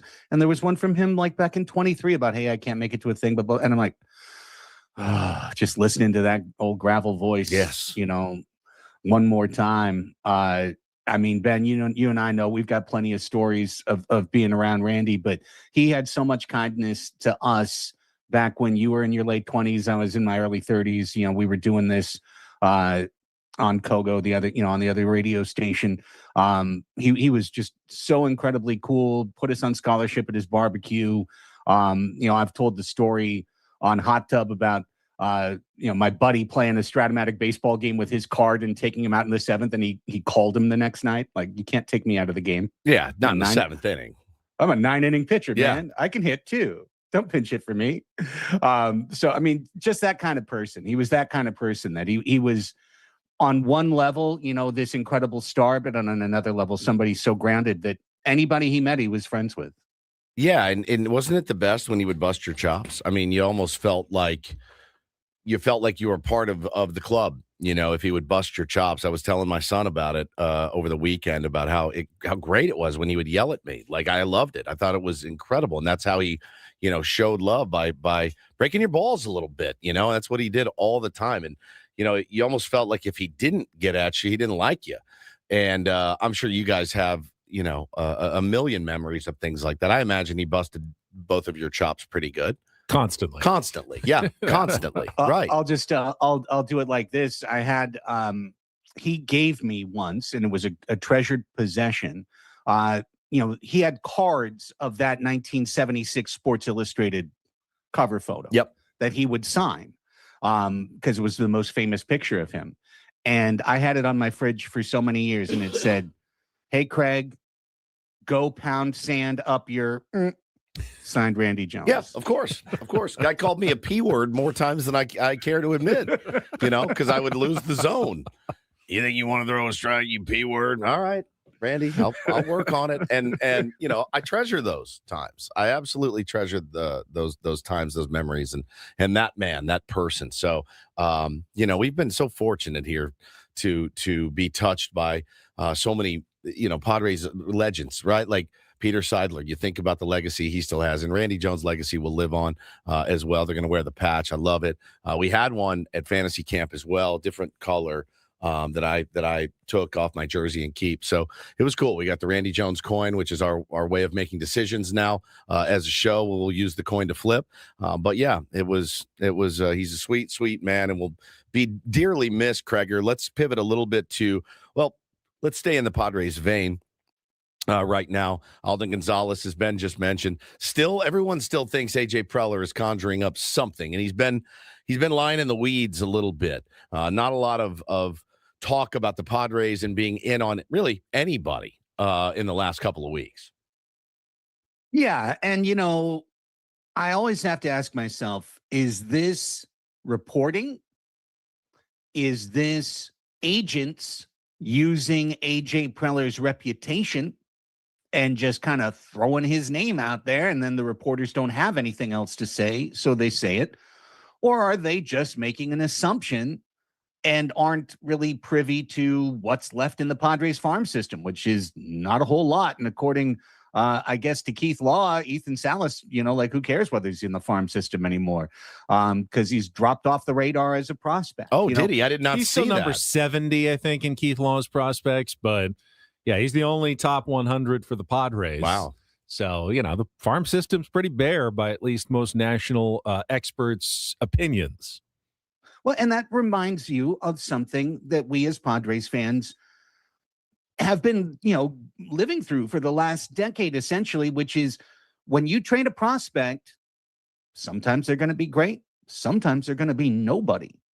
Sometimes like Owen Casey, they're going to show up in the big leagues 5 years later after the player you traded for him is all but retired. Other guys like Jacob Marcy might show up and have 1,000 OPS, and you go, "Oh my God, we missed on one." But when you trade guys on hype, when you trade guys on their prospect potential, you get value back. And all of us, and I certainly am going to hold up my hand and say there were a number of trades that involved Ethan Salas that I said, don't do that. Don't do that. Hang on to Salas, hang on to DeVries. And in reality, one of the things that can happen when you hold on to a prospect is he stops being a prospect because he turns out not to be that good. And then you missed the opportunity to move him. And in this particular case, that's what it looks like now. It's up to Ethan Salas to get to the big leagues, establish himself, and have the kind of career that he and the Padres have dreamed that he could have. But it kind of sucks that 3 years after being the number 3 prospect in all of baseball, he's sitting down in the 70s, no closer to the big leagues than he was the day he was ranked number 3.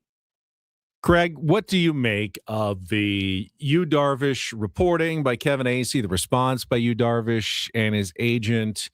over the weekend. Is there a concern, or is this maybe fans overblowing kind of the details of what was being reported?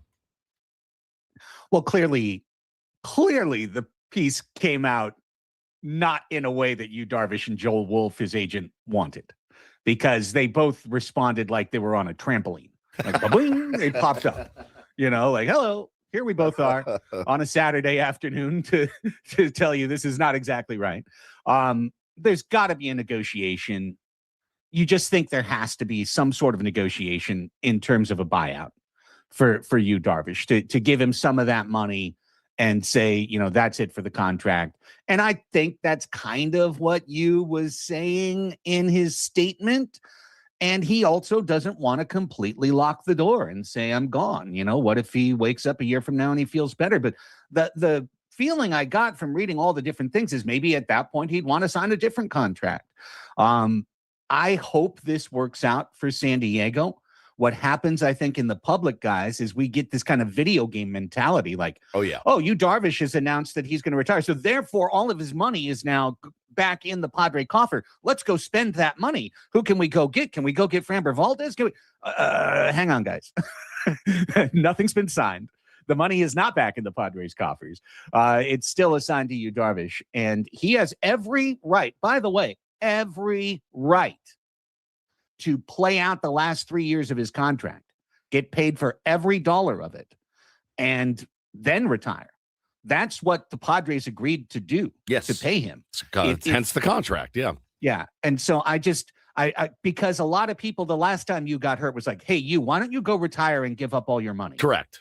And it's completely unfair to the player to say that. And it's completely unfair as a fan to expect that. If he does it, that's his choice. And believe me when I tell you, the Padres will love it, but they can't ask him to. They cannot ask him to do that. So that is up to him. And if he does it, I would ask the Padres humbly to, yes, reinvest that money. But I don't think it's as quick as like, I said this, okay, here's Nick Martinez. Here's Framber. He'll be ready for spring training. Yeah, exactly. We got really creative on a deal for Framber Valdez, and now he's a San Diego Padre. Again, we talked earlier in the show about there is the ability to think that obviously AJ Preller and company know more than we do and more than Kevin AC. But there is the idea of thinking, well, potentially this could come off the books if everything goes the way that they say. So let's go spend some money now, knowing that we could probably be okay getting some of it back later, hedging your bet, so to speak. God knows we all do it. We've all done it a million times. I'll buy this concert ticket for this because I know I'm getting a bonus in a month and I'll be able to cover it. That's pretty much how we all live our lives. But if your baseball team is waiting on people to retire to make free agent signings, then you're in a lot deeper trouble than maybe we all thought. But I don't think that's the case right now. Well, first off, bonuses sound cool. Yeah, that sounds like a really cool thing. Yeah. I am waiting for AJ to play his AJ February game. He's going to wait for someone to fall out of the very bottom of the market and pick him up for $3 million, or wait for the next Connor Joe type. Right. To get scooped up and, hey, well, maybe this will work out. And at first base, maybe you can make it work out. I've mentioned Wilmer Flores before. I feel like that's a guy that you could pick up that could hit you 15, 20 homers and fit right into the National League West. And you probably get him for, $2.5-3 million. Platoon with Sheets or whatever. Yeah. Exactly. Step in when he's hot and play. When he's not, step back. He's one of the best pinch hitters in baseball over the last 10 years. So that's the type of move I'm expecting. And if we sign a starter, I'm expecting a Pavetta type deal where, just like you're kind of saying, Woodsy, maybe they go, well, we think we're going to have this solved with you by the middle of the year. Yeah. And we're going to realize these savings in 2027. So how about we pay you more in 2027? Right. And then maybe the player says, well, is there going to be a season that year? Well, too bad. You're at the bottom of the market. Here's the deal. Let's figure it out. That's what I'm expecting. If they do something else, I'm going to be shocked, to be honest with you, because we know the status of the farm system. Who's out there? Who are we trading? Right. Craig, appreciate it. Congratulations. Soccer's got a win over the weekend. We will chat with you again next Monday. even bigger congratulations. They finally got to fly out of Baltimore today. Oh, nice. Congrats. Yeah, they got snowed in for 2 days afterwards. All right, guys, have a great week. We'll talk to you next Monday. We'll come back. Hour number 3, we'll play a little Take on Woods, talk about the Aztecs' big win over the weekend as well. Stay tuned. San Diego's #1 sports station, 97.3 The Fan.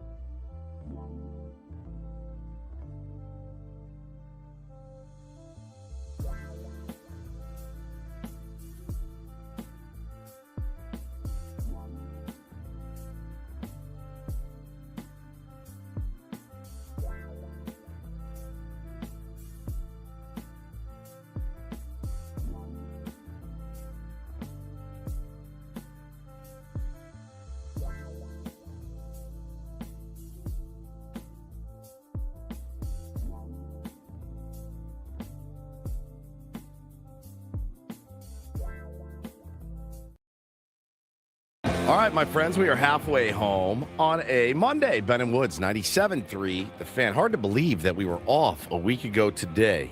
I mean, it's just been the longest, most disjointed week. But we're back all in studio together. You can tell my voice is still a little bit, it leaves a little for desire. You know what I mean? There's a little bit. It's not quite back yet. I'm still coughing up some of the junk, but I don't feel like I'm contagious anymore. I'm through that worst part of it. That's what you say when you come back to work when you're sick. I'm not contagious anymore. I'm good. Everybody, Frank, Braden, you guys will be fine. Doctor told me I could, and it was cleared by the company to come back. So I did, brought all the gear back today. I will say I was tempted to get up and roll out of bed and roll and do the show from my office, but I don't want to set that precedent and get too comfortable being at home. I'm Woodsy. That's Paul Reindl. He's the executive producer of the program. He has dodged all sorts of sickness the last week or so from us, your missus, everybody. You're feeling good. I'm fine. I am good. It's unbelievable. Nice to have youth, I bet. Ben Higgins, the chairman. Morning to you. You're 100%. Good morning. Yeah, I feel absolutely fully recovered from my bout with intestinal disease. 13 pounds you lost. Have you put it? I've put back. Put about 8 to 10 back on. It was mostly water Jesus, weight. 8 to 10 already? Yeah. I haven't. It's not like I've been pigging out the last few days. I think I've rehydrated myself to the point where you're a net 5 right now at this point, which is good. It's a good way to start the year. Take that. Why? Who wouldn't take a net 5 to start the year down? Well, I would, but if I already started the year at a minus 13, and then 4 days later I was at a minus 5. My cells were all squeezed dry like an old sponge with nothing left in it by the time I was done with my illness. So I definitely needed to get some of that healthy hydration back into me, which I have. Quickly, before we do anything else, our thanks again to Craig Elsten, just appeared on our David P. Shapiro fan hotline. David P. Shapiro, criminal defense attorneys, helping good people regain control of their future when charged with a crime since 2010. Visit davidpshapirolaw.com. It is Farmers Insurance Open Week. Yes. At Torrey Pines. I will once again be handling the awards ceremony duties. Got that invitation over the weekend. On Sunday, crowning another champion on the 18th green at Torrey Pines. It will not be Scotty Scheffler. He is not in the tournament this week because if he was in the tournament, you could hand him the trophy now. Right. The guy is almost unbeatable. 4-shot win yesterday in the American Express. He is just by far the biggest golfer on the planet at this moment. And but we will see Brooks Koepka back returning to the PGA Tour. He's going to talk tomorrow, so got some interesting storylines this week at Torrey Pines. Well, we got an interesting storyline developing in here. We sure do. Ben, it is out. It's out. Oh, is it official? I have not gotten the email yet, but yes, it is online. It's online. All right, we were sworn to secrecy, which is always difficult, especially for me. I like to. You are the worst. I like to hint that I know things before I know things, but I did not hint at all. But the San Diego Padres have just announced their lineup for giveaways for the 2026 season, and in a radio exclusive, Ben and Woods are going to be able to share with you everything the Padres are going to be giving away here in the 2026 season, beginning on Friday, March 27th, game number 2 of the year against the Detroit Tigers with the opening series scarf presented by Sequan Casino Resort. Woods, you are already decked out in your opening series. Looks good, too. Scarf. I love that. Padres just dropped off a giant box full of giveaways that we are going to get to show you this morning. If you're not on our YouTube stream, I recommend get to the YouTube, but we can certainly describe them for everybody else who is on the radio. Now, we do not get to keep any of these. These are one-of-ones. Allegedly. You got to give them back. They have accounted for them. They are tracking them. I think they've got air tags on all of them. You are not, allegedly, we're not going to get to keep these. Stealing these. They're going right back to Petco Park when we are done. The second giveaway in the second series of the season, Monday, March 30th, the 1998 belt bag presented by Quidel Ortho. It is a 1998 blue, white, orange SD interlocking logo belt bag. Stephen Woods modeling it very, very sveltely. In that nice size that they actually usually allow you to take it into Petco Park, don't they? Like that small bag that you're allowed to keep with you. Yep. First 40,000 fans are going to get that one. And then the third giveaway, the first bobblehead of the year on Thursday, April 9th. It is the Manny's Hot Corner bobblehead presented by McDonald's. Manny Machado getting ready to sling a ball over to first base with the flames rising up from the hot corner. I kind of like the McDonald's sponsorship actually on that one. Typically, it's, you know, they're always got a sponsor with them. The McDonald's one, it looks like kind of old school almost. Looks like just M for Manny. Or M for Manny. Coming up on Wednesday, April 15th, the first wearable, well, the scarf's a wearable, but something unique, something we have never seen given away before at a San Diego Padres game. It is the puffer vest presented by State Farm, a sleeveless, puffy jacket. Think Marty McFly from Back to the Future. Why is the dork wearing a life preserver? Oh, that looks sharp. But it looks really good. Very Woods North now County. Very modeling this one. Yeah. Oh, God. Oh, suck it in. Oh, that's not an extra large? Suck it in. Is that a medium that you Ooh, put that looks on? good. Actually, it looks pretty good on you. Hell yeah. I can see Don and Mud rocking that for sure. Jesse Agler might look good in that as well. That is a 40,000 first 40,000 fans in attendance on Wednesday, April 15th. Let me just tell you guys, because I'm thick. That is the size that I just put on. Is that a medium? MD? You think that's medium? I don't know. Because if I'm fitting in a medium these days, watch out. I'm impressed. Watch out. Usually that's not where they put the size, but MD, I think you just stuck yourself into a medium. And zipped it all the way to the top. Ben, you try it. He's got a big, thick sweatshirt on too, though. It's nice. The big Channel 10 sweatshirt, the hoodie. Oh, is that going to be able to? Are you going to be able to? Remember, don't zip it. Don't break it.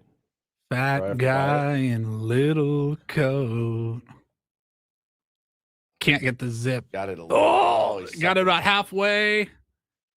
Can he zip it? No, about a quarter of the way. Yeah. That's all right. It's a little tight. Yeah, that looks sharp. Yeah, with the sweatshirt on, it's a little tight. Yeah, it is. I can't get it off. All right, following the puffer jacket, something that the rest of the country could probably use more than us right now on Tuesday, April 28th, it is the waffle beanie presented by Motorola Razr. I do not look good in these. I can't find a beanie. You want to talk about North County? Well, they don't do the ball on the top in North County. They just do the beanies at all temperatures. I don't have the poof on the top. I remember when Peter Seidler came out wearing one of those at spring training. Those remember they had the one you could spring training. Remember they had the one you could take off the poof? The puffer at the top. That's I like right, that one. So they got these. All right, another bobblehead in May. A Padres newcomer on May 7th against the St. Louis Cardinals. The Mason Miller bobblehead presented by Cox. This is my favorite one. Throwing a pitch with flames coming out the back of it. I assume that's 104 mile an hour. It says fastball. 104 on there. Does it say? Oh, yeah. Speed exceeds 104. Unbelievable. That is awesome. With That's the little pretty flame cool. behind the baseball. So good. Then not until Tuesday, May 27th against the Philadelphia Phillies do we have this, the Patriotic Aloha shirt. 26th. Yes, May 26th against the Phillies presented by Southwest Airlines. Look at that. It's Aloha. a Hawaiian shirt, but with a patriotic theme, red, white, and blue. Blue Angels on there. Blue Angels, flag, Really cool. and flowers to make it very Hawaiian looking. Then into June, on Tuesday, June 9th, the Bogey Goes Boom bobblehead presented by Palomar Specialty Insurance. Xander Bogaerts following through on a home run swing. He's pulling it to the left side. That's a really Looks just like Xander. Just like him. Even his eyes, like Xander's eyes. I don't think I've ever seen a bobblehead that looked more like the this player. is it. I think that might be a little tiny Xander. Honestly, That's crazy. The earring, the whole thing. Yeah. It's like hello, I'm Xander Bogaerts. How are you? I just it's dropped like my bat. almost creepy. It's like one of those, just like too close to reality. Like it looks exactly it looks like just like it. Oh, wow. Monday, June 27th. For those like a more traditional hat, the Western Snapback hat presented by Petco, and kind of a lot. Oh, I've got this one. You're the hat model. Don't forget. Is this the one that's finally going to fit my head properly? Nope. What? I think this one looks pretty good on me. Kind of got the light brown top with the brown bill and the San Diego Padres and kind of a Bell Mission sort of logo with the SD interlocking yellow inside of it. Man, it looks all right. On to the great on you. So sorry. Here, you wear it. I'm not going to look good on me either. All right, on to the middle of the season on Wednesday, July 8th. How about a classic? A Trevor Hoffman bobblehead presented by Cannell's. Yeah, buddy. Honoring the Hall of Famer with his own bobblehead. looks pretty good. Just the very classic Trevor reaching back to That throw looks a good, change too. up pitch. too. AI is Wow. really maybe helping. These things look so realistic. I don't even know how they make bobbleheads, if it's like a 3D printer or Looks something, amazing. but they look incredible. Then Sunday, July 12th, kids giveaway. It is a squeeze top water bottle on July 12th against the Blue Jays. Then Tuesday, July 28th against the Colorado Rockies, a Padres poncho presented by Soapy Joe's. You had the scarf earlier. Now you have the wearable blanket. Perfect if you're going out on the Western Trail or just don't like to be encumbered by sleeves. You really like your arms to be free. Killer poncho. It's a good-looking poncho. Good. Striped in brown, white, Hey, do you like light the brown, and Padres? yellow. Yeah. You like the Padres around here? Did you catch a game last night? Yeah, catch a game last night. All right, back to the hats on Thursday, July 30th against the San Francisco Giants. The reversible home and away bucket hat presented by UC San Diego Health.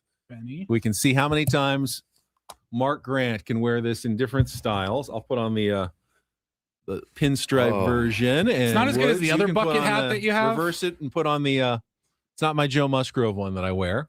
That's not the one I was talking about. Oh, the other one, yeah. The C word one. Yeah. All right. And then into August, on Monday, August 10th, against the Milwaukee Brewers, the superhero pocket tee presented by San Diego cool. Community Power. Let me see if But yeah, we do. Yeah, I've got one right here. It's got an This one's SD really on a cool. little pocket on the front. And then on the back, you've got the superhero comic book style Merrill Madness El Nino graphic on the back of the jersey. So t-shirts for everybody on August 10th. Sunday, August 12th, kids giveaway, a rough plush keychain presented by Petco. And then Monday, August 24th against the Pittsburgh Pirates, the Merrill Robbery Bobblehead presented by Serve Pro. Jackson Merrill going over the wall, and they do have a wall, a blue outfield wall at Petco Park. Hi, this is Jackson Merrill. Jackson Merrill robbing a home run like he did last season. Yep. Tuesday, September 8th, final month of the season. And this one's interesting.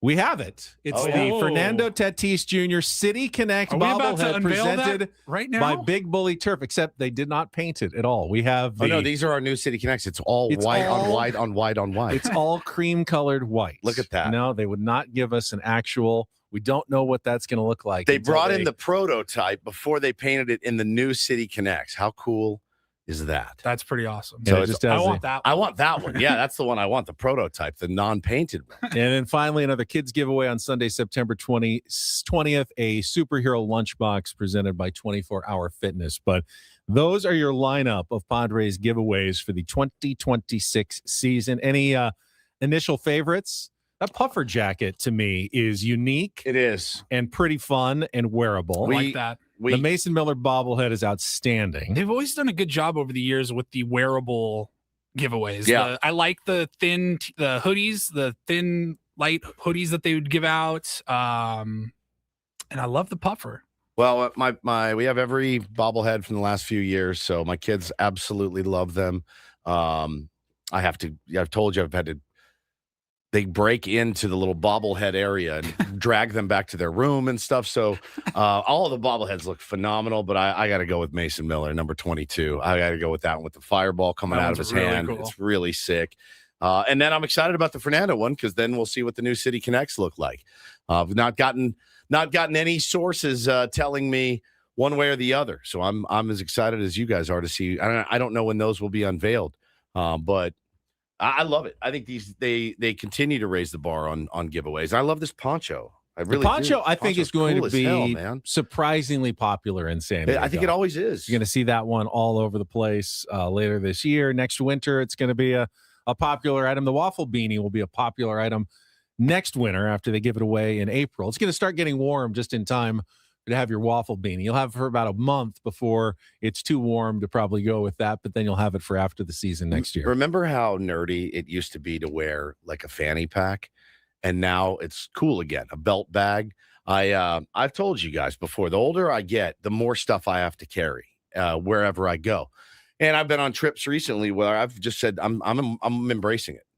I'm going to wear this purse around my shoulder. I'm going to full on just wear this purse My kids have mocked me. The last time I went to Disneyland, I took the purse and wore it around my, the belt. And I go, look, I got eye drops in here. I got my Zen in here. I got keys in here. I got chapstick in here. I cannot jam all this stuff in my pockets. So I'm just gonna embrace it. So the belt bag, that's also another favorite. Let's see. I see a question. How about theme game giveaways? EC right Money now. says, and the Padres have released some of their theme game collaborations, including got them all. A Jeremiah Estrada lowrider bobblehead, a Don and Mud mini yacht bobblehead. Oh my God. And then we've got some of the fan favorite celebrations, including all the Heritage Nights, Mexican, Filipino, Pacific Islander, different pop culture games. We've got Hello Kitty, Harry Potter, Star Wars, NASCAR Night going to be coming to Petco Park this season as well. So yes, you will have theme game packages. The mini yacht is incredible. I have never seen a theme game that I was like, there's no chance I'm missing it. I'm paying the extra. I have to get the giveaway. The Dawn and Mud mini yacht night. Friday, July 31st against the Giants. Yeah. And it's Dawn and Mud in the mini yacht. You see the ocean waves. Mud's not actually in the mini yacht. He's on a inner tube behind said mini yacht. And Don is fantastic. In his boat. And as they will remind you many times over the course of the season, you must purchase a theme game ticket for these to get that one. Who's that game against? The Giants? The Giants in July. That's going to be packed. Of course, the season tickets, memberships are sold out. The wait list is available, but single game tickets for the 2026 regular home season go on sale next Tuesday, February 3rd at 10 a.m. by visiting Padres.com. Season ticket members have priority access to tickets and enjoy the best available seats. So if you have any of these games in particular that you are interested in, next Tuesday at 10 a.m. is your day to start buying the single game tickets for the 2026 season. Good stuff, man. It's funny. I didn't used to care about this when I had children, and now I care about it greatly. When it was just me, I was like, I don't care about this. I want to win baseball games. Now it turns out you can do both. So it's good. Oh, here's an interesting note too. Theme game fireworks 3 times. Saturdays, opening series March 28th, Star Wars weekend on May 23rd, and the end of summer spectacular on August 22nd. Post-game aerial displays free for all ticketed fans as soon as the game is over. Very cool. All right, that is your official unveiling. We get to break the news exclusively on Ben and Woods of the Padres exclusively promotional and theme game lineups for the 2026 season. Thank you, Padres, for entrusting us with this valuable information and all of these valuable things. I'm so excited to lug all of these home today and keep them.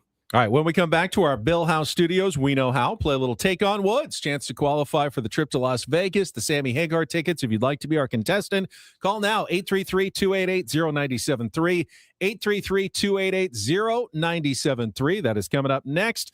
After a check of traffic, don't go away. More Ben and Woods on the way on San Diego's #1 sports station, 97.3, The Fan. First, though, I'm here to talk about Trajan Wealth. If you follow sports, you know momentum can change fast. The same thing happens in the market.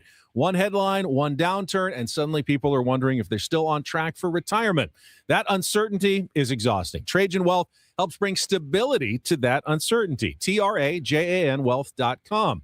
Their fiduciary advisors focus on tactical investments and personalized strategies designed around your risk tolerance, not emotion, not hype. As an independent firm, Trajan Wealth isn't tied to one product or one approach. Everything is customized to you. They're local with offices in Carlsbad and Del Mar, and they understand what's at stake. If you want a steadier approach to your financial future, start here. Call 619-367-0207. That's 619-367-0207, or take a few minutes online at TRAJANwealth.com. Again, TRAJANwealth.com. Met with my advisor, David, again on Friday. We're planning out things for my retirement as well. Check it out today. It's Trajan Wealth. Plan smarter, dream bigger. Advisory services through Trajan Wealth, LLC, SEC registered investment advisor. Client paid advertisement. Additional disclosures at TrajanWealth.com.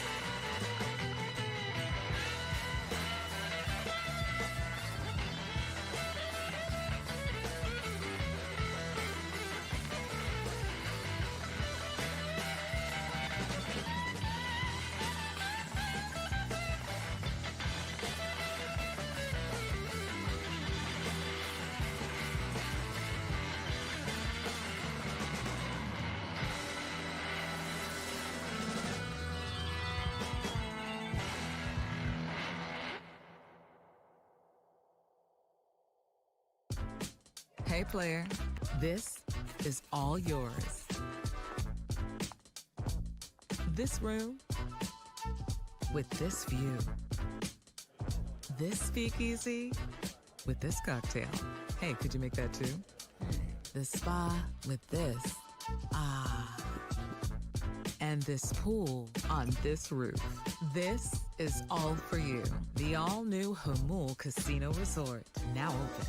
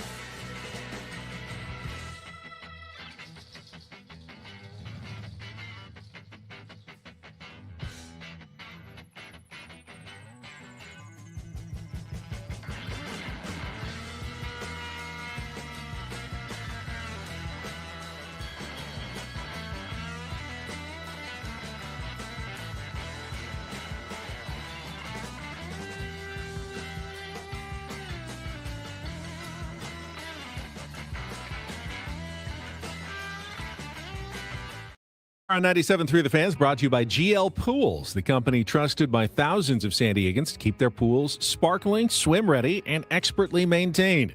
Call GL Pools now and say radio for a free month of service. Are you proud of me? I didn't even wink and say we might have something coming up at 8 o'clock this morning. I was so nervous because you know, you've done that so many times, and we weren't, you know, you're not supposed to say anything, and even the hint that there is something coming is still against the rules. It's one of your favorite things. How do we not like double down? We had to double down. I still was nervous. You would have started the show at 6 a.m. and going, and as we're setting the menu, coming up at 8 o'clock. Let's just say you may want to be paying attention at 8 o'clock. Warned by multiple people not to do that. Yep. So I stayed disciplined. And it was a big surprise for everybody. But that was fun. Let's see. Before we do anything else, we'll talk about the Aztecs coming up here at the bottom of the hour. We got a contestant on the line. Let's play today's game of Take on Woods.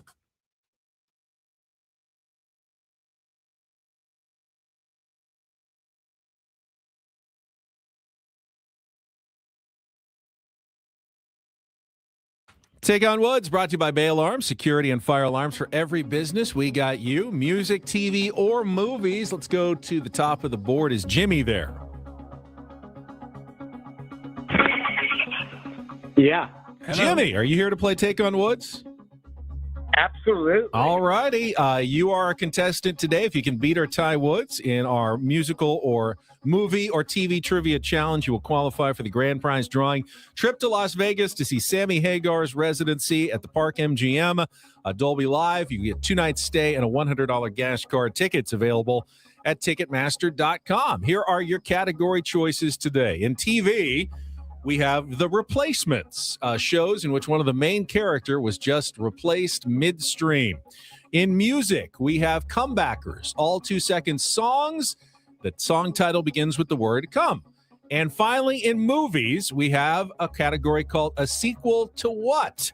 I will give you the movie name. You tell me what the original movie in the series is called. And guess what? It's not so easy like Back to the Future 2 and Back to the Future 1. So, Jimmy, what would you like to play? TV, The Replacements, music, comebackers, or movies? A sequel to what?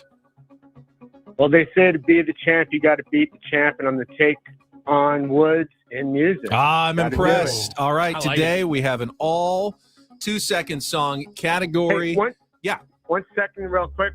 I am in Charlotte, North Carolina now. Are you Formerly cold? in Poway.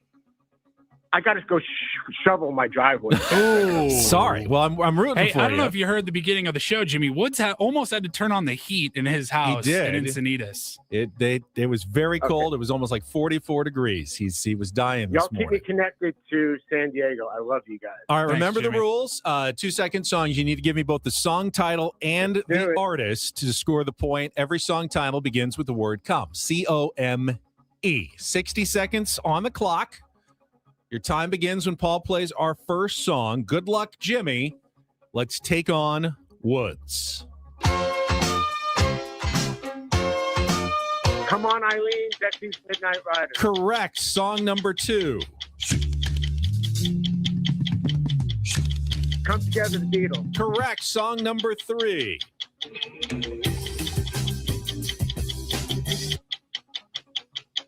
I know it's Duran Duran. Next song. Song number 4. Come Sail Away. 6. Correct. Song number 5. In a little cafe, just the other side. Come on, my taint. Go back to song number 3. It is Duran Duran, but what's the song title? Come Undone. Yes, very good. 4 out of 5. And the last one that you didn't get was very tough. It was Come a Little Bit Closer by Jay and the Americans. Let's see how Woods does. Let's bring him back in. Good Lord. Put Jimmy on hold. All right, we got Jimmy on hold. His score is locked in. Ben did like 5 different hand signals. Oh, no. I was like, waving me in. stop. No, we're talking Sorry. with, Very demonstrative It was today. just an exciting game. Jimmy's we're a playing tier music 1.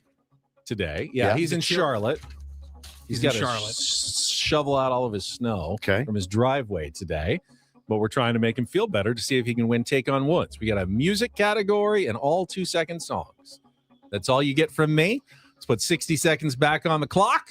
Woods, your time begins when Paul plays the music. Good luck. Let's take on Jimmy. Come on, Eileen by Dexy's Midnight Runners. Correct. Song number 2. Come Together by the Beatles. Correct. Song number 3. Ooh, Come Undone by Duran Duran. Correct. Song number 4. Come Sail Away by Styx. Oh, yes. And song number 5. In a little cafe, just the other side.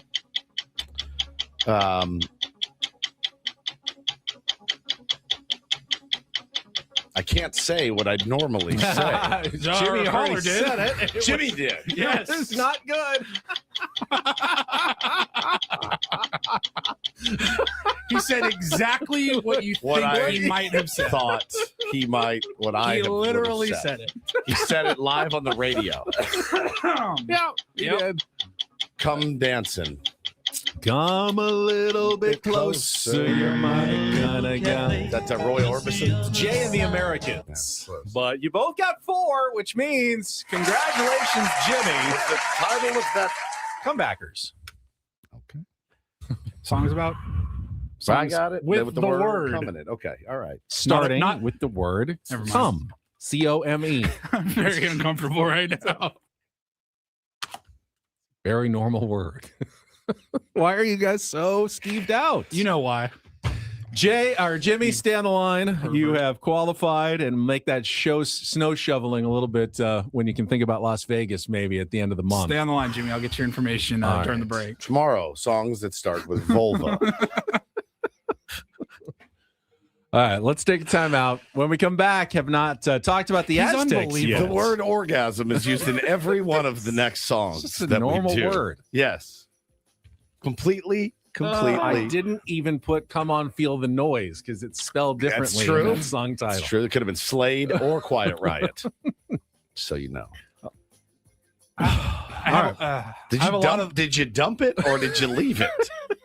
I don't know. When he said you did, okay. All right, we will talk a little Adam's basketball. last hair just fell out of his head. The last one. Up next with Ben and Woods on 97.3 The Fan.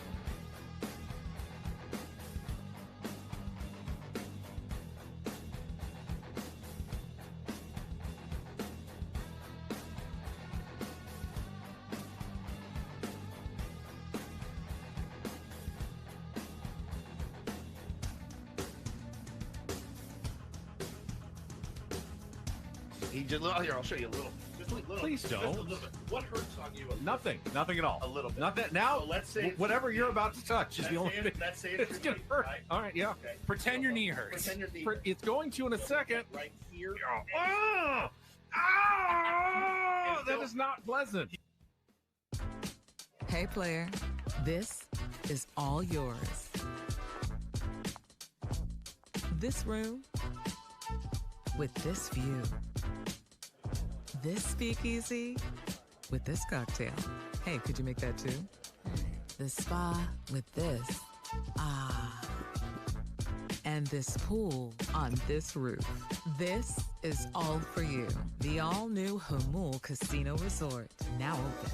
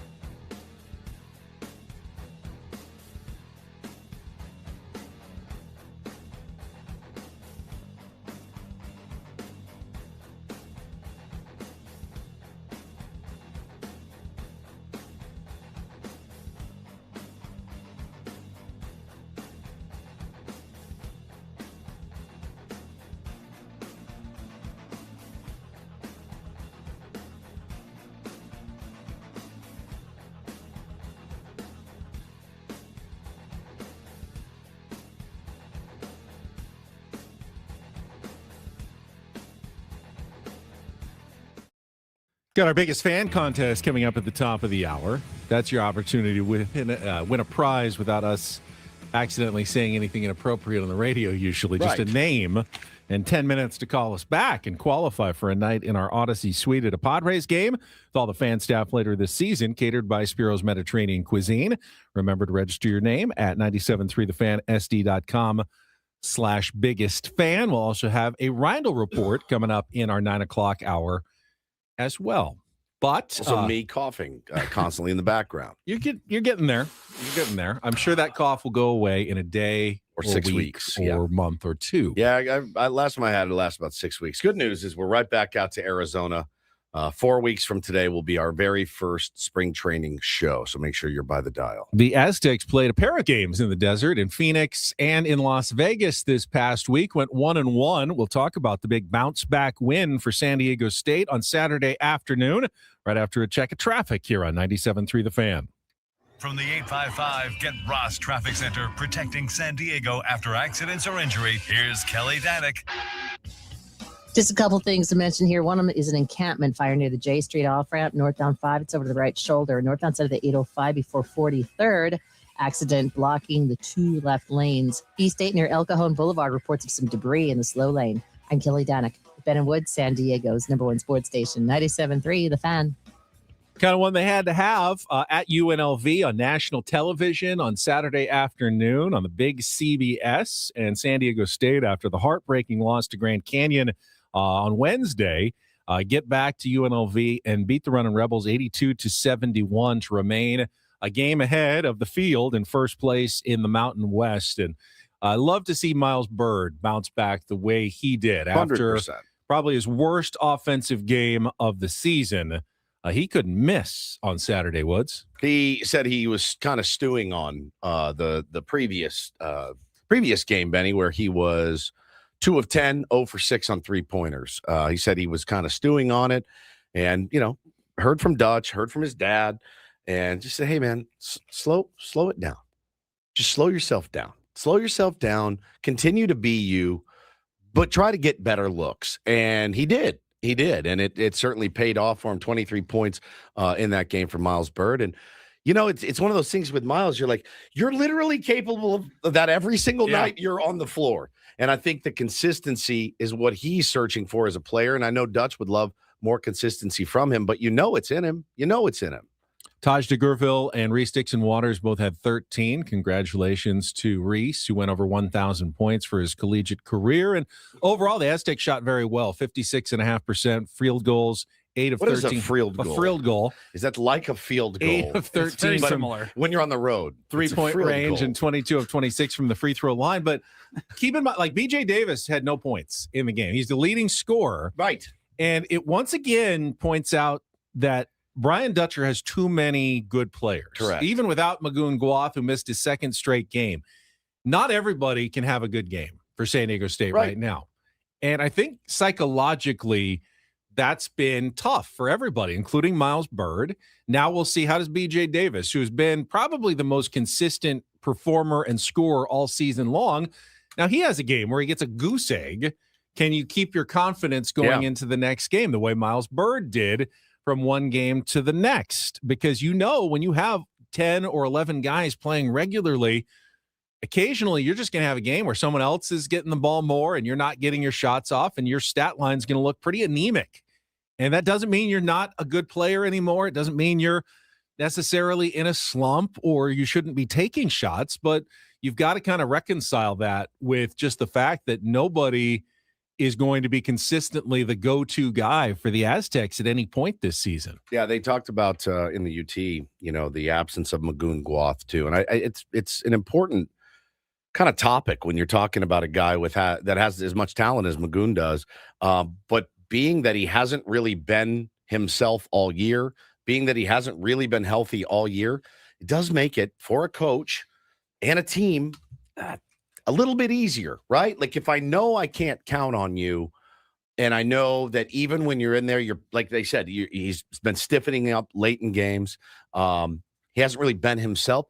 Makes the job for Dutcher a little bit easier. It's one less guy he's got to worry about minutes, points, love for, right? Just, this is the unit that we have. and we act accordingly. But of course, on paper, you're like, yeah, as soon as he's back and healthy, we need him back in the rotation and back in that lineup. But at what cost? What cost? And I'm going to give Dutch credit because in the last 2 months since Thanksgiving, the Aztecs have only lost twice. Yep. To the number one team in the country, undefeated Arizona, and by 1 point on the road, on a bad call, on a just absolutely, teeth gnashing game against Grand Canyon. But other than that, they've taken care of business. What is so challenging is that he basically has to figure out every single night, like, all right, what's my rotation going to be tonight? Because some nights it may be the starters play more. Some nights it may be, BJ Davis and the bench has to lead more. And he essentially has to figure out every single game. All right, what team do I have tonight? Who's going to be my 2 or 3 players? Like 3 seasons ago, pretty easy. Jaden Ledee was going to be your leading scorer every single night. And you just fed the ball to Jaden Ledee, and you had the same plan virtually every game. This year, it's got to be a different plan almost every single game. Are we getting it inside? Are we shooting 3-pointers well? Because sometimes you are, sometimes you're not. And it's like, okay, we're going to spend the first half figuring out what our team looks like tonight. And then the second half, we're going to try to play all the players that are hot and, put them in some sort of rotation. Is it a small ball lineup?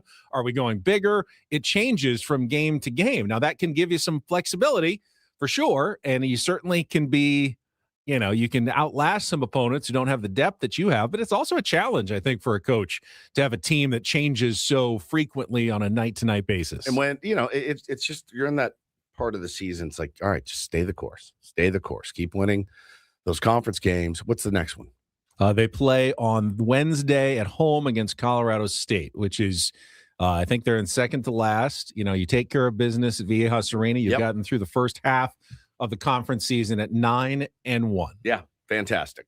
And then you've got Utah State, which is the only team that's ahead of you metrically right now in the Mountain West. They're 1 game behind you, but they're higher net ranking, higher Ken Palm rating than the Aztecs. So that would be a quad 1 opportunity on the road.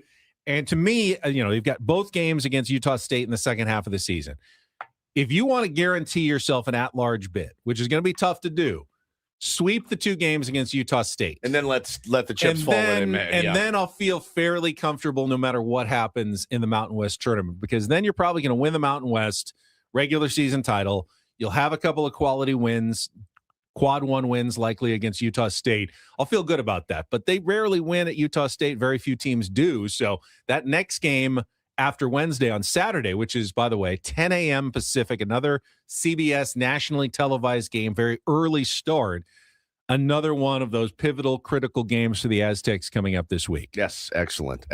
Stay the course, right? There's still lots of room for optimism with the San Diego State Aztecs. Meanwhile, tough loss for our team, the UCSD Tritons here on 97.3 The Fan. They lost to UC Irvine 61-59 in front of a sellout crowd at Lion Tree Arena on Saturday night. It was a rematch of last year's Big West Championship game that the Tritons won to advance to the NCAA tournament. That drops UCSD a couple of games out of first place in the Big West. They will once again be home this Thursday night against UC Santa Barbara. And the other big college basketball story from the weekend was the return of Charles Bediako to Alabama, the guy who played in the G League for a couple of years and then what in the world got an injunction. Surely he scored 50 points, right? He got 13, but the Tide lost that game to Tennessee, even though he played. Now, remember, the Aztecs faced him. Remember when they were in the NCAA tournament, got to the Final Four. He was on that Alabama team when they beat him in the Sweet 16 and then went off to become a pro for 2 years, never made it to the NBA, and is now back, at least temporarily, in college basketball, playing for Alabama again, just illustrating the craziness that is eligibility and the rules that everyone's going through right now. That's quite a loophole that they found and exploited. And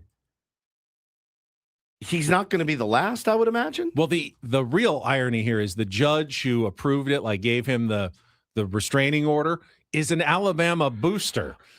Nothing to see here. There's not a damn thing to He's see like here. donated like several $100,000 to the program. Is conflict of interest at all? This is it's unbelievable. It is, and so he goes to the G League where he's a paid professional. Right.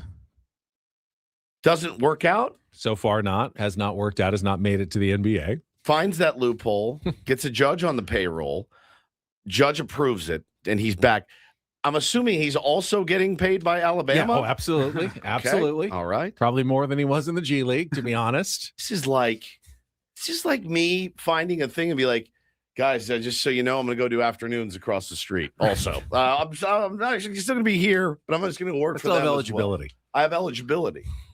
That's insane. This is an insane Wild West behavior in college sports right now. Yeah, I can't really. We've never seen anything like it. So great. It's actually like if you don't care, if you're just an observer, it doesn't get much better than this. I wonder, though. I mean, how do the other players on Alabama feel about probably not great pro guy just jumping into the middle of the season and, or taking away playing time from the other kids? Yeah, taking away playing time. But are they like, all right, maybe we can win a title now? You know what I mean? Maybe we can go out and win. Like now we just got a really, really good player on our team. That's fantastic, man. Fantastic. Played overseas for multiple years. I mean, how old's this guy? He's probably like 23 at this point, I would think. Yeah. Came out early. Yeah. Yeah.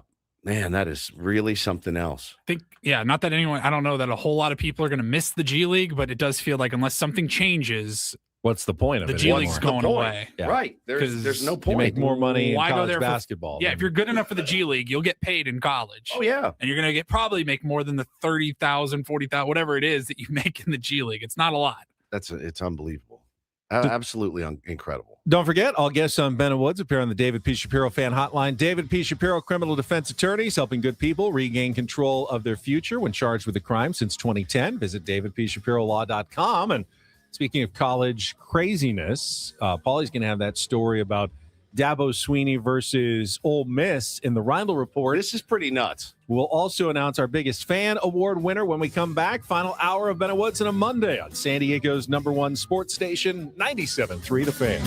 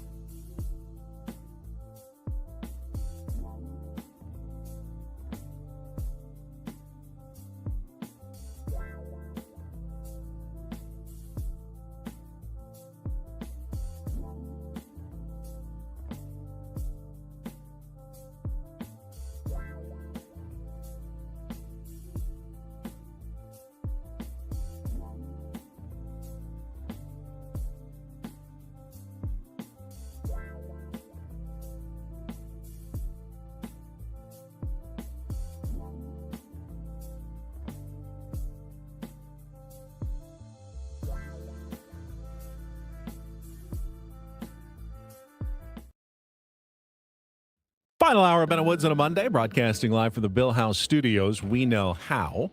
The odd start to the season for the San Diego Seals continues. They won on the road. Yeah, they are 3-0 on the road and 0-3 at home. Back to 500. I happened to run into Derek Togerson on Friday after the show. I went down to Torrey Pines to do a story on the upcoming Farmers Insurance Open, and he was there. And I said, yeah, is it tough doing the job? And he goes, oh, it's fun job. But yes, it would be nice if they could win a home game for me at some point. Yes, to get one under your belt in your first season would be nice. The Seals beat the Philadelphia Wings 9-7 on Friday night in Philly, rallying from behind. Now the Wings come to Pechanga Arena this Friday night for a return home and home. So, I mean, you just beat this team. You'll beat them again at home. Can you beat them at home, or will this weird season of never winning at home and winning every game on the road continue for the Seals? It's just the weird sports are just so weird. It makes no sense at all. I feel bad. I haven't been able to get out to a game yet this year, and I don't know when I'm going to. It's crazy, crazy times, which is why I literally had to hang them up because there's so much going on with youth sports and things like that. It's just I don't know. I can't make it out Friday. I can give my tickets away. I'll probably do it on Twitter or something. Send a tier 1 that's never been to a Seals game. It's an absolute blast. They hit, they fight, they score a lot of goals, and hopefully you can get to see a win. Before we get to our Reindl Report, let's announce today's biggest fan. Our first biggest fan of the week will have 10 minutes to call us back at 833-288-0973. Qualify for the grand prize, 20 tickets for you and your friends. Night in our Odyssey Suite at a Padres game this season with all the fan staff, catered by Spiro's Mediterranean Cuisine. And this morning's biggest fan is Liz Collins from Santee. Liz, got 10 minutes to call us at 833-288-0973.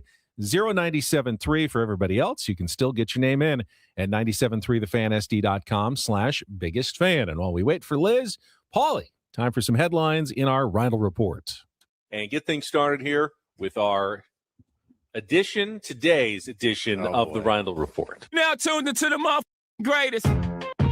Welcome to the Reindl Report with Paul Reindl. Hi, Paul. All right. 2 stories from the world of sports that we haven't gotten to yet. We'll start off in Major League Baseball. And 1 story that you didn't know you needed. Are you laughing, biatch? It's the Reindl Report Hey, Paul, how you doing? Okay, how are you? on 97.3 The Fan. Are you ready to bless the mood? I need some help, please. That was good. Can I get a yeah? Oh, yeah. All right. All right. All right. All right. Did you say 20 nights again? 20 nights. 20 tickets, one night. 20 tickets, Again, one night. 20 20 tickets, nights, one but night. only 1 ticket Tickets. per game. Amazing. You just get Each to go to all friend comes 20. in All right, turn if for you had 20 your- different nights. If you had your choice, would you rather do 1 ticket in the suite for 20 nights or 1 night with 20 tickets? One night with the 20 tickets. Yeah, you don't get wanna- everyone together. Yeah, You don't want wanna to come sit there by yourself for 20 nights. All right. All right, before Paula gets to any headlines, let's go to line 1. Is this Liz? Yes. Liz, Hi, Liz. congratulations. You have made it very quickly and qualified for our biggest fan grand prize. Thanks for listening. This is awesome. Thank you so much. Thank you, You're very Liz. welcome. Take care. Congrats. Just All ready right. to go. That might be the Quickest one. quickest Yeah. call we've gotten so far. All right, let's get started, gentlemen. We'll start in the NFL before we get to that Dabo Sweeney audio. Starting in the NFL, though, one big story we have not talked about. I think it happened early in the weekend. The Steelers have their next head coach. Was not somebody I was expecting, I'll be honest. Mike McCarthy, formerly of the Dallas Cowboys, and before that, the Green Bay Packers. Hey, among thank other you places. for calling Retread World. Yes. This is Mike McCarthy speaking. You got So when I saw the news, the first thing that you think of with the Steelers is the remarkable statistic that they have as a franchise of 4 coaches like ever in the last however many years. Tomlin had been there since 2007, 2008. Does anybody think Mike McCarthy's the next in line to be 20-year the next, guy? 15, 20 plus year Well, if he quarterback? is, he'll be or coach of coaching the- into his 80s. So probably not going to do the same thing that Mike Tomlin and Bill Cowher and Chuck Noll did. It screams like 2 years to me, but I guess we'll wait and see. Everybody immediately begins to wonder if that was the Steelers' way of trying to lure Aaron Rodgers back after an up and down season, but he did get them to the playoffs and has not announced what he's going to do next year. I believe he is a fan of Mike McCarthy. I can't imagine they would have hired him hoping to get Aaron Rodgers back, but Mike McCarthy can be in the black and gold. Mike McCarthy's not bad, coach. 185 career wins and a Super Bowl title. Yeah. You could do worse. Sure. He seems more like a coach for a. Isn't that what you want to say after you hire a coach? You could always do worse. Well, You could do worse. It just feels like he's more of a coach for a team like is so close, like on the cusp of winning a Super Bowl, and I don't get that sense with the Pittsburgh Steelers.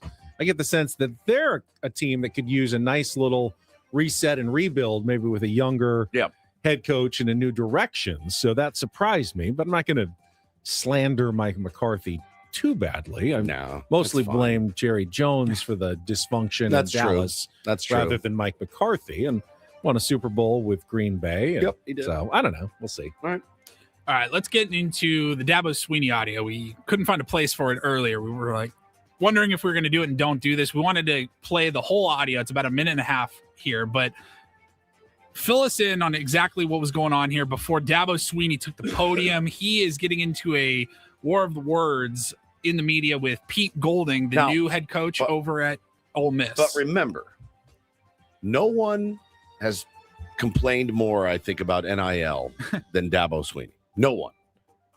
Knowing full well Dabo was part of the under the table, going through the back door. He was part of that era. It's Dabo, right? As in Apple. He was part of that era at Clemson, and he had a lot of success when they were going through the back door. Oh, yeah. Yeah, lots of success.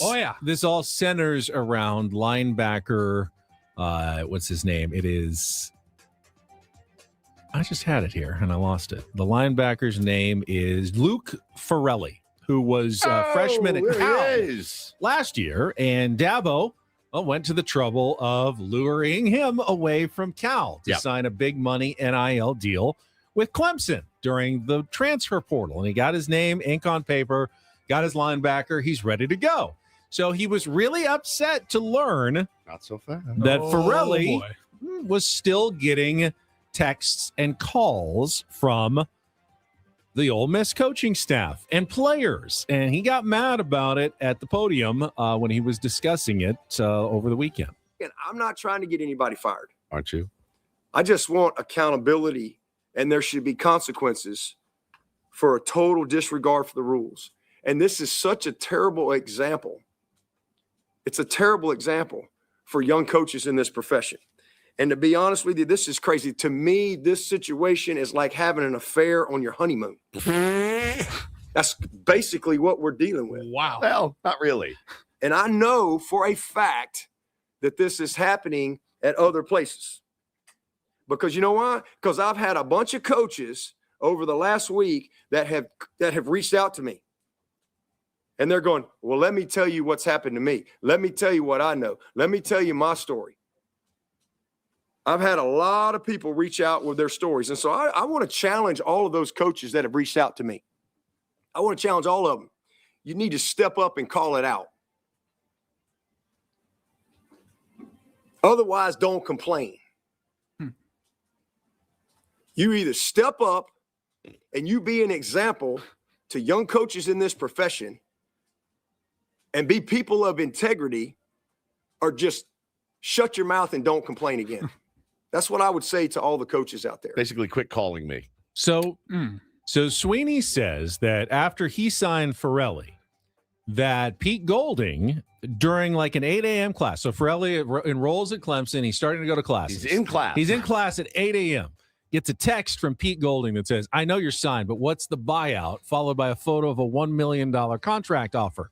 And then, still in the same class, he has his quarterback, Trinidad Chambliss, and former quarterback, Jackson Dart, now with the New York Giants, both give a call to Farrelly to try to convince him to abandon Clemson and get out of his deal that he just signed, hence the honeymoon comment, to renege and get back in the transfer portal and go to Ole Miss instead. Putting on the full court press to try to steal a guy who you just had stolen, remember, away from Cal. Now, correct. Sweeney says, no, that was in the up and up. That That's was different. He entered the transfer portal. We recruited him. We He got came him. to Clemson. Yeah. I did it right. I didn't No, tamper you guys with don't anybody. understand. It's totally different. Totally different. But basically, Dabo Sweeney is advocating for tattletaling.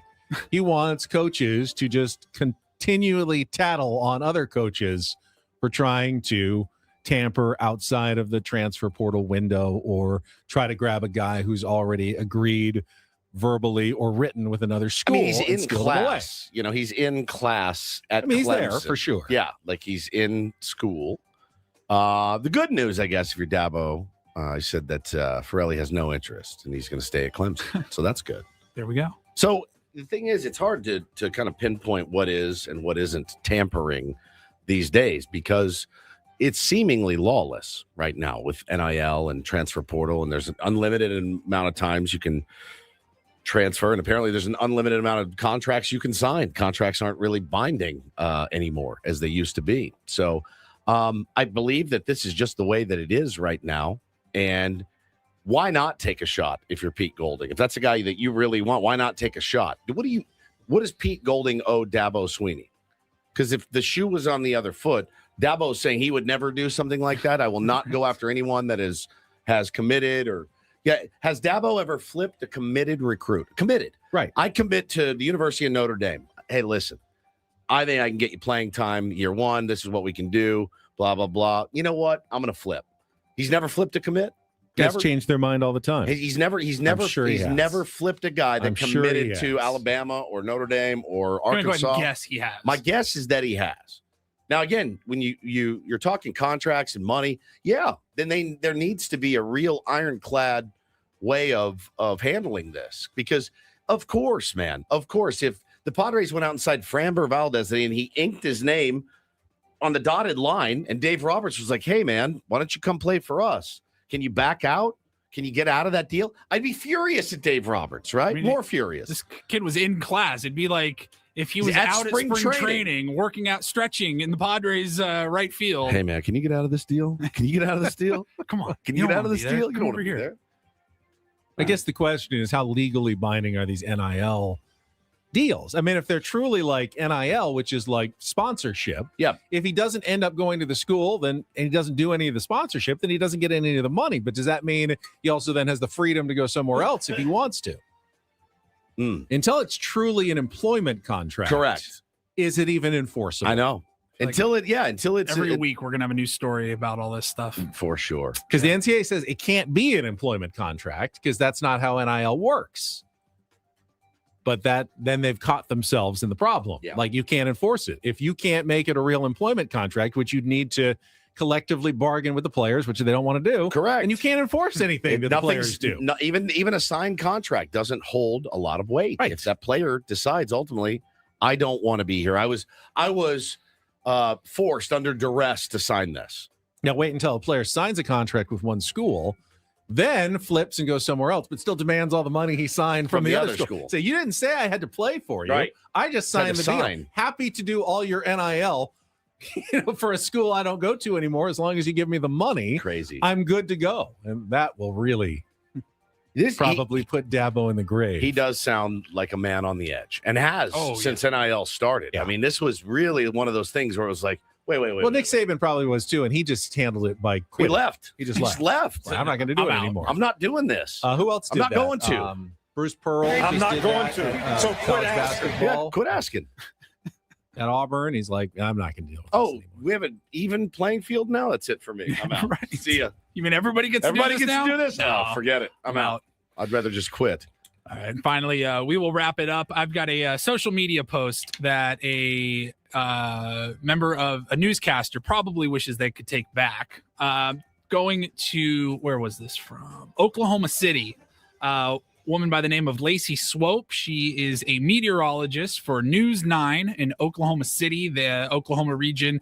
Definitely one of those areas impacted by the snowstorm over the last few days. And on Saturday, now this is something that the news people, Ben, they love to do, right?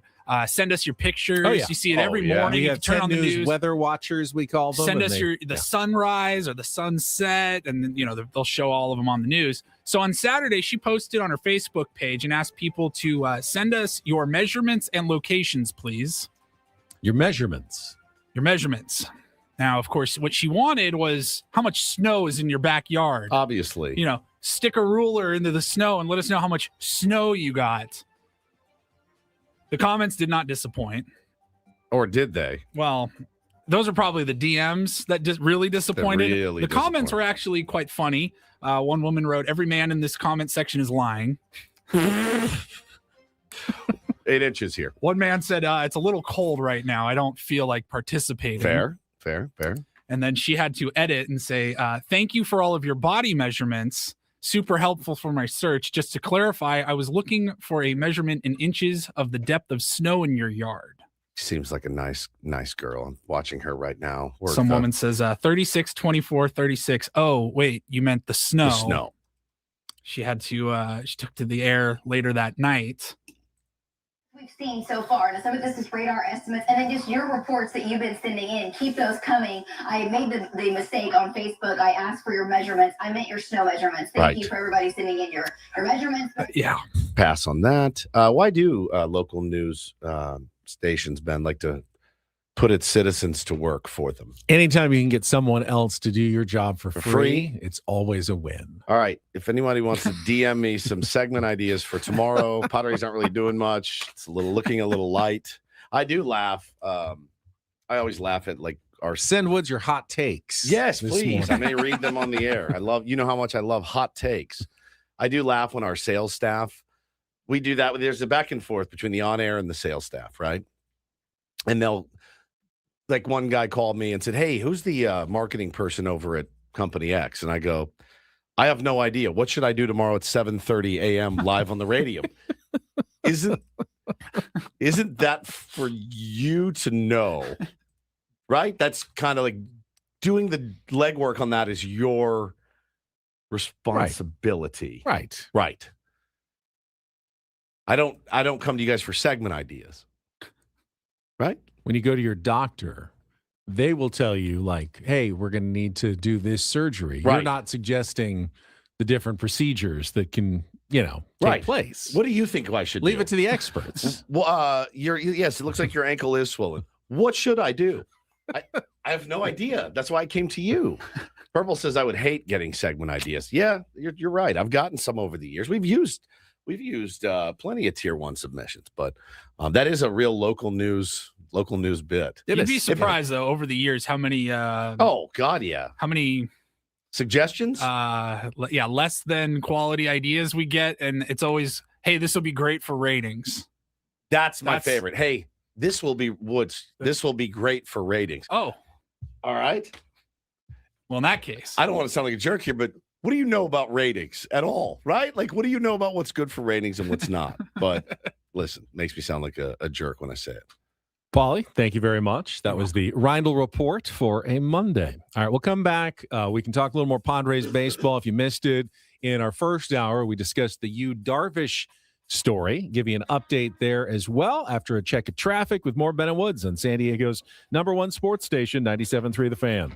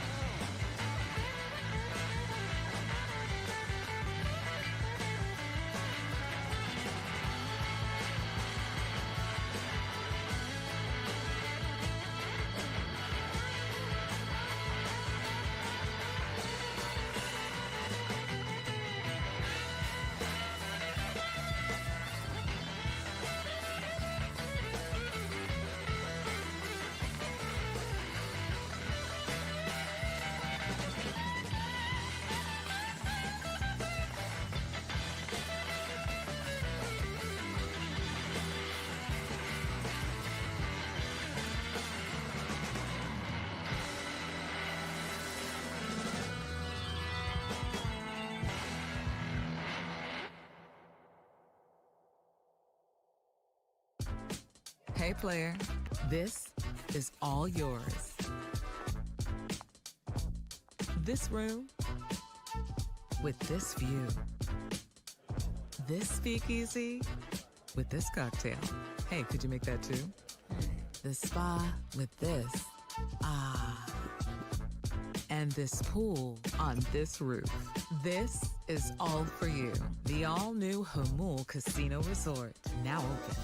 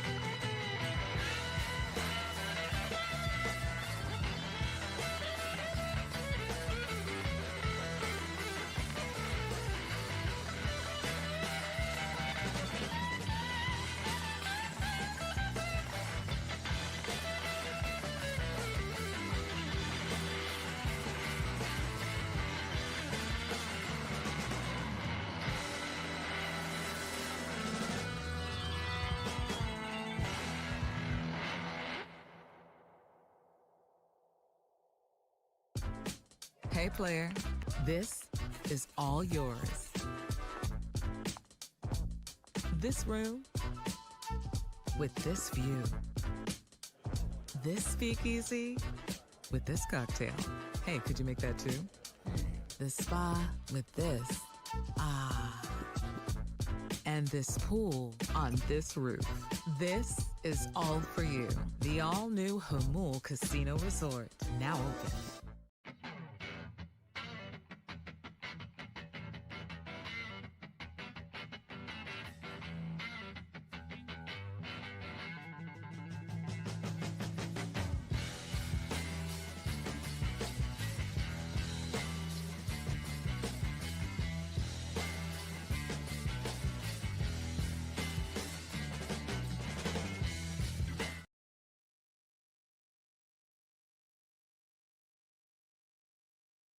Let's imagine a world in which Yu Darvish is going to retire. Okay. It's not hard to imagine. It's not official yet, but after the reporting over the weekend, it does seem like it's still trending that way. It may not happen in the coming weeks or months, but at some point, sounds like Yu Darvish is going to hang it up, and the Padres will probably see some sort of financial savings, according to even Yu Darvish's statement himself. Yes. said that he's leaning in that direction. Let's just thank you, Darvish, again for, I think, a pretty spectacular baseball career and some great moments in a San Diego Padres uniform. And if he does end up walking away from a good chunk of the rest of his contract, was not a bad deal at all for the San Diego Padres in hindsight to keep you Darvish around, for what he's been able to do for the Padres. No? I don't know that I agree with that. You don't, per se. When was he re-upped for this latest long-term deal? Was it 2.5 years ago, 3 years ago? Yeah, but anytime you have a contract, though, with 3 years and $43 million left, and you don't know that it's going to be... Yeah, I mean, if it doesn't go away, then obviously it's been That's tough. It's a long contract to pay out. So you're basically saying it's a good contract if you get him to leave and give you money back. That's true.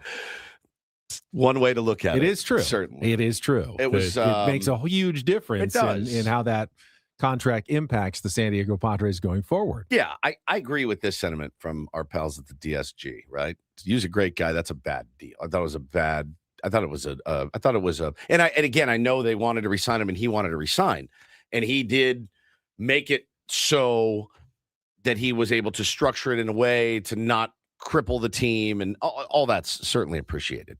Pitched really well in the 2024 postseason. Obviously, gave the Padres a chance to beat the Dodgers there in Game 5 of the NLDS. Yeah, had some really great moments with the San Diego Padres. Yeah, I mean, obviously, you remember when he was out last year. Was it last year when he took the personal time, or the year before? That was the year before. The year before, he took the personal time and said, "No, this is a personal matter. I'm not taking your money."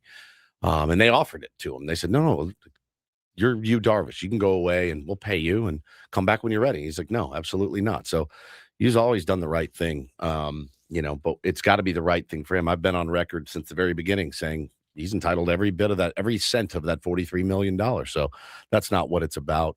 But whatever happens. I will reiterate the point earlier. If we're waiting for Darvish to retire to be able to sign some players, we're in deeper financial trouble than we thought. Remember when you first arrived, they also brought Victor Caratini with them. Remember, he was the personal catcher, right? I do. I remember Victor. Darvish. Yeah. Victor Caratini, also one of the guys that was out there recently as a potential backup catching option, but he signed over the weekend with the Minnesota Twins.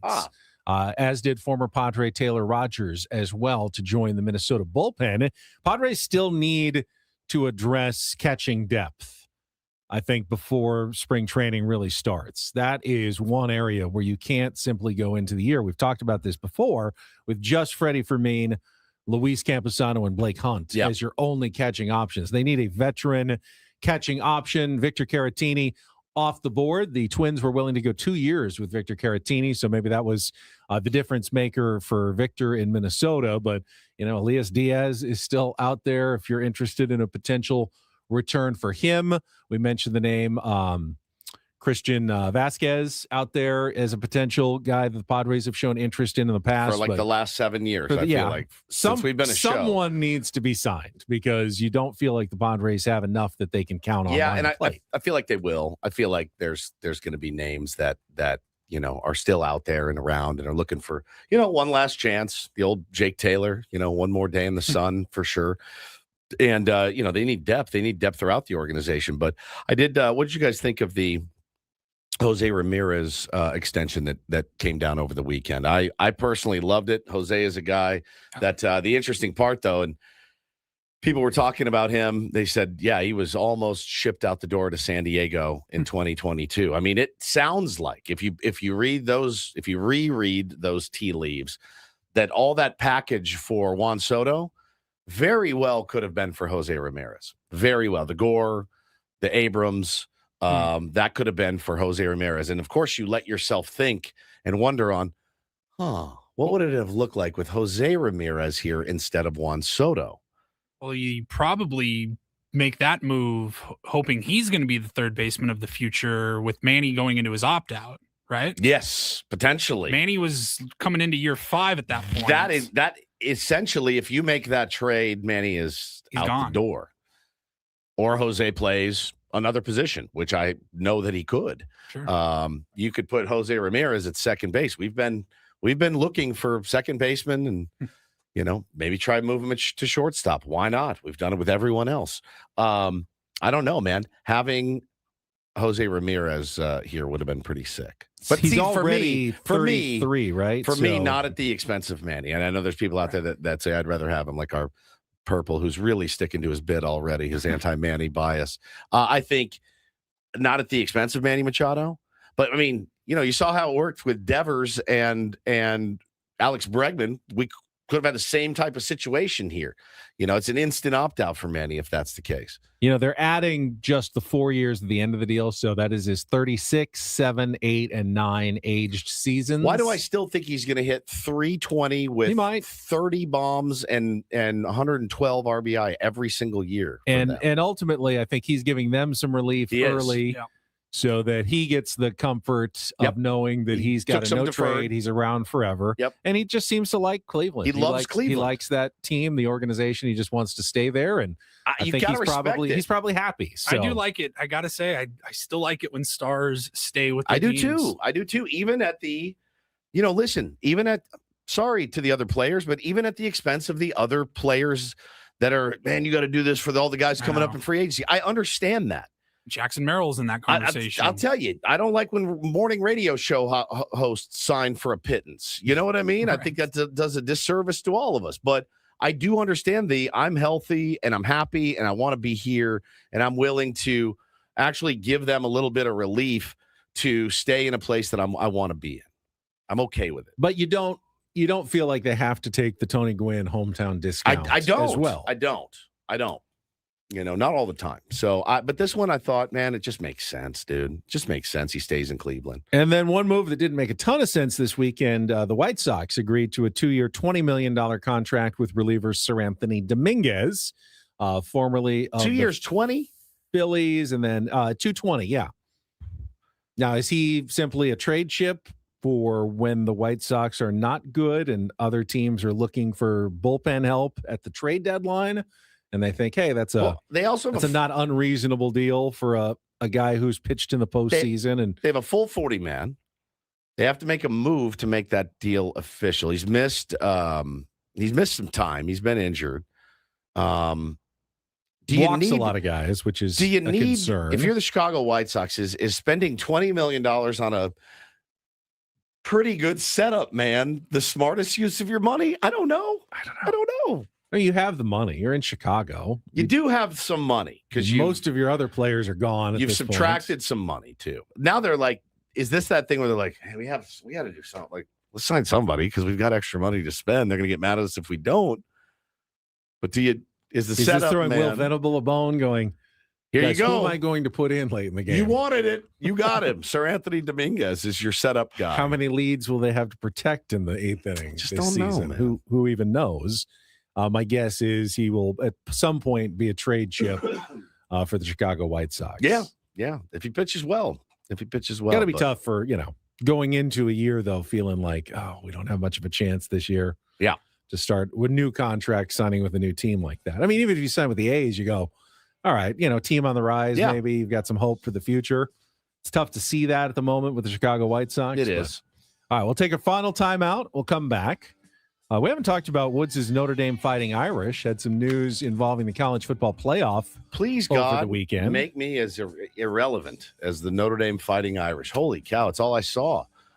Everyone talking about their irrelevancy, and it's all I saw on my feed. Now, I know my feed is curated a little bit, but holy smokes, the talk of the town, Benjamin. That's coming up next. Final segment of Ben and Woods on 97.3 The Fan.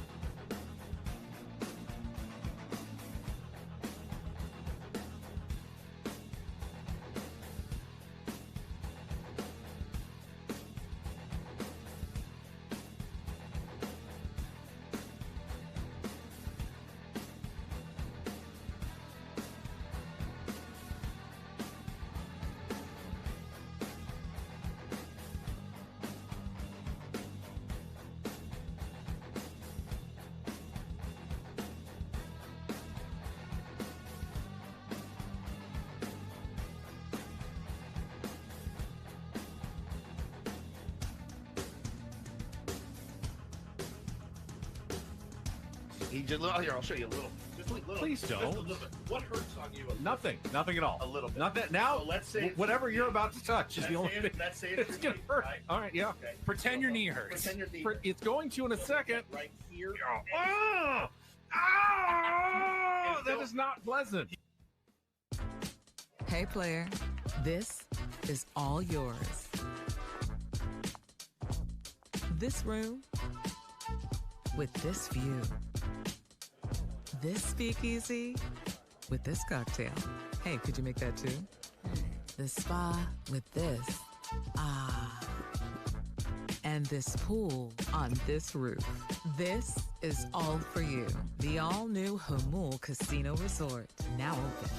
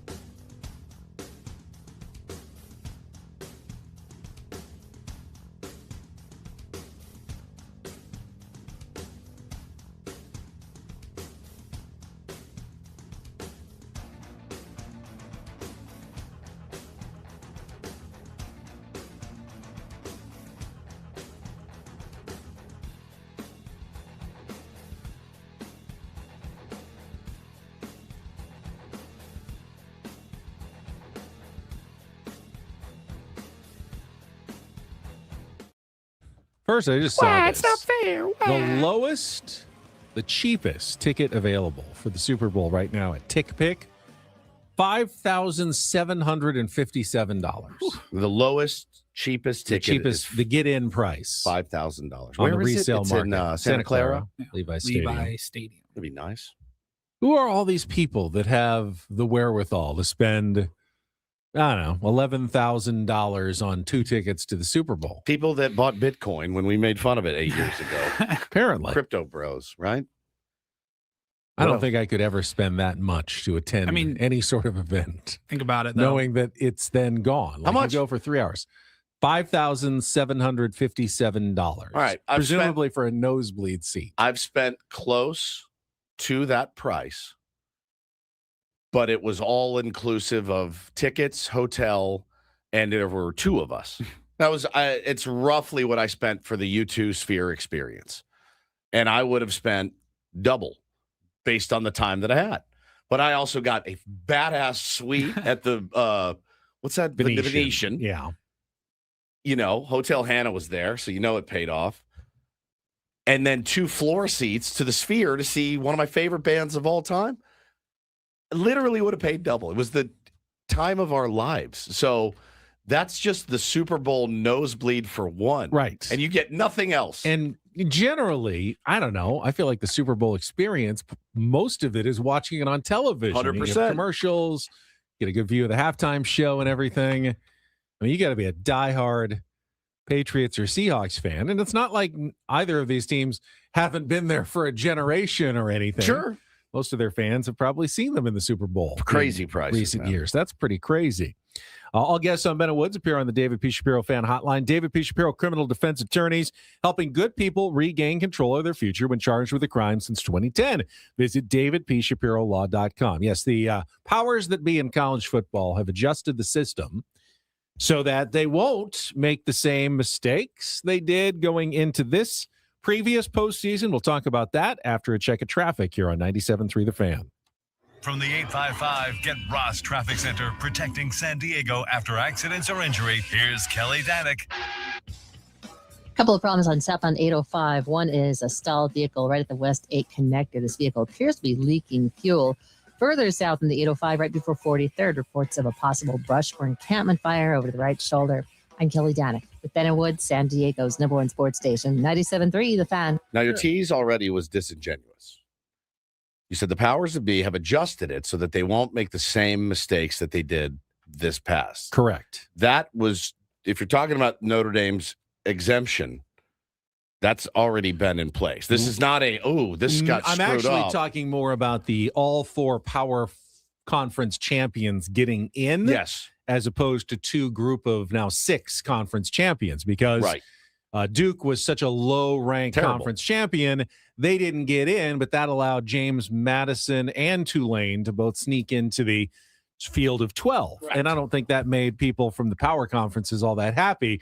They set up a system where one and one only smaller school gets into their playoff every year. Yeah. They weren't too happy about having to open the doors for a second. So they announced that, yes, the best four, the 4 Power 4 conference champions, the Big Ten, the SEC, the ACC, and the Big 12 champs all get in, no matter what. They could be unranked completely if they win the conference championship game. So Duke. They will get in. So Duke would have been in 7-5 in the postseason, and I believe, Tulane would have been out of the postseason. They also announced that Notre Dame, if they finish in the top 12, will automatically get in, and that would have kept Miami out of the playoff this year. But it wouldn't have.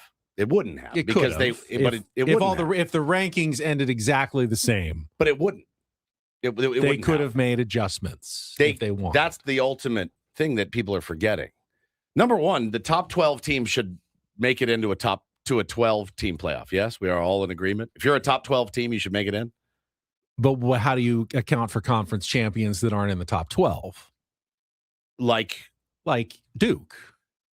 But by the new law, they're in. But they're not in the top 12. They're not in the top 12, but they won their conference. They won their conference. They're in. So you're always going to have teams that are outside the top 12 getting into the 12-team playoff. Of course. But a conference championship, literally, so the Irish aren't going to have to play a conference championship because they're not in a conference. Correct. Right? But 3 of the 4 teams didn't play in one this year either. And Ohio State, who won it in 24, did not play in a conference championship either. So I think if you're a Notre Dame fan, like I am, I don't feel that it's like special treatment. I feel like this: you better win almost all your games. You better go 11-1. You better, or 12-0 is preferable. And if you have a 12-0 Irish team, they should be in the playoffs, right? If you're of an 11-1 team, okay, yeah. But what they'll do, if they don't think Notre Dame's deserving, they'll just move them to 13, and then they're out. Yeah, they have that power. It's not like it's a vote of the writers, and you just are where you are. It's a committee that operates mostly in secret. And mostly... So they can do whatever they want in terms of whether they think a team is deserving. And we saw that this year with Alabama. If they think Notre Dame is deserving, they will be in the top 12. Correct. If they think Notre Dame is not deserving, they will be 13. That's right. And they can decide that as they see fit. So I agree with you. It's not that big of a deal. I think Notre Dame should have been in the playoff 100%. This last year. 100%. So did Nick Saban. They were clearly, I think, one of the most competitive teams at the end of the season. Now, you could have expanded to 16. They decided not to do that. They could announce, I think, at the end of the year that they may still expand for the following season. But this year, 2026 will be played under the 12-team rules. One group of 6 conference, which will include the new Pac-12. One champion will make it to the playoff, but not two of them, because only the top four of the power conference schools champions will definitely get into the postseason. Yeah, it's interesting. And like I saw a lot of this sentiment, and it's true. And if being independent is such an advantage, it's such an advantage. Remember, you get to keep all the money. If it's such an advantage, then why don't more teams try it? Remember, all this, you get such special treatment when you're an independent. Then more teams should go, you know what? I don't want to be beholden to this conference. I'm out. I think I'm going to do it on my own. I think for me, it just kind of fluctuates randomly. Some years Notre Dame will play an incredibly hard independent schedule. Because in other years, they don't play a very good schedule at all, and it's very hard to judge this next one how good of a team they are, because they don't have to play a conference schedule in which you're just mandated. Okay, well, you're definitely playing this team, this team, this team, and this team. They kind of do with their ACC schedule, which, by the way, they do not pick. It's picked for them. They kind of have to play those. They have to play those. The ACC, of course, is the worst of the four power conferences. Of course. Now, it's not their fault. I'm not saying that's the same conference. I don't think they're trying to set up an easy schedule. I don't either. But some years, your rivalry games are just not that. Some years USC isn't that good. That's not even a good game. When you plan them, years. When you plan them 6 to 7 years in advance, right? You can't ever know. There's no way to know. You can never know. You book a Clemson, you're like, oh hell yeah, we got a home and home with Clemson. And they're like, oh, Clemson's terrible. Right. Sucks. Like, that's the risk you run being an independent. Like, but the ones that they've scheduled recently, home and home with Alabama, they got Texas. Like, and then they lost USC. What did they do? They added BYU. Yeah, I think for me, they're not scheduling Austin. I'm not a Notre Dame hater, but you're just then oftentimes relying so much on the eye test. Correct. When you don't have a conference, you don't have a conference championship, you can't really judge them in the standings against another team. Of your conference. They're the one team that is basically, do I think they're good or not? Yes. Because they're probably going 11-1 or 10-2 next season with their regular season schedule. You can already look at it and go, I'd be shocked if Notre Dame didn't win 10 games. But is it good enough to be a top 12 team? I probably won't know unless they just obliterate everybody, or they're basically just scraping by and barely winning these games. You're going to go at the end of the season, and they're probably going to be ranked right around 10th to 14th. Yep. And we're going to be going, here we go again. I don't know. And should they be in or not? I don't know. Based on the schedule, based on how they played, you just have trouble comparing Notre Dame to other teams. But the thing is, too, think about this with everyone's beloved SEC and the gauntlet the supposed gauntlet that they face. It's not. I mean, they get propped up with crap wins against subpar teams because they have SEC in their. I think it would be better if college football, it was handled like the NFL, and there was like a scheduler, and they just announced here is your schedule for this season. And they tried to make it kind of balanced in terms of difficulty for every team. Like, you playing some tough games, you playing some easier games, but it's not up to the athletic directors and the coaches to set their own schedule. The schedule is what the schedule lands. Yep. But in college football, that's not it. You get to pick your non-conference opponents. Yep. And if you're Notre Dame, you can pick all your opponents all year long. And that's except for your 5 ACC. Yeah, but that's a huge part of whether you're successful or not. Imagine if an NFL team got to just schedule all their opponents. Well, you'd end up with the New England Patriots season this year. Correct. Getting to the Super Bowl by scheduling a bunch of easy opponents all year long. Yeah, but you tell us we're not good. I don't know. If you're a Notre Dame fan like I am, you have to go into next season. Marcus Freeman's motto is going into it is leave no doubt this time. Leave no doubt. He thought he did by beating after his 2 losses. 12-0 pretty much leaves no doubt. That leaves no doubt. And that's really the best. It's the only way to do it. That's really, really tough to do for anybody. Even if you're not playing the toughest, everyone has an off day somewhere. Correct. Hey, man. Hard to leave no doubt. The Irish went to the national championship game in a season when they lost to Northern Illinois at home. So anything's possible. But yeah, leaving no doubt is really the only way to do it. So pressure's on. It's going to be a blast. Can't wait. Already can't wait for it. Fun show today. Yeah, we got to debut all the new Padres promotional giveaways. I believe Braden is going to recap those as well. If you didn't get to see them earlier, we will be back tomorrow morning at 6 a.m. for 4 more hours from the Bill House Studios. We know how. For Paul Reindl, Stephen Woods, I'm Ben Higgins. Have a great rest of your Monday from all of us here at San Diego's #1 sports station, 97.3 The Fan. So long, everybody.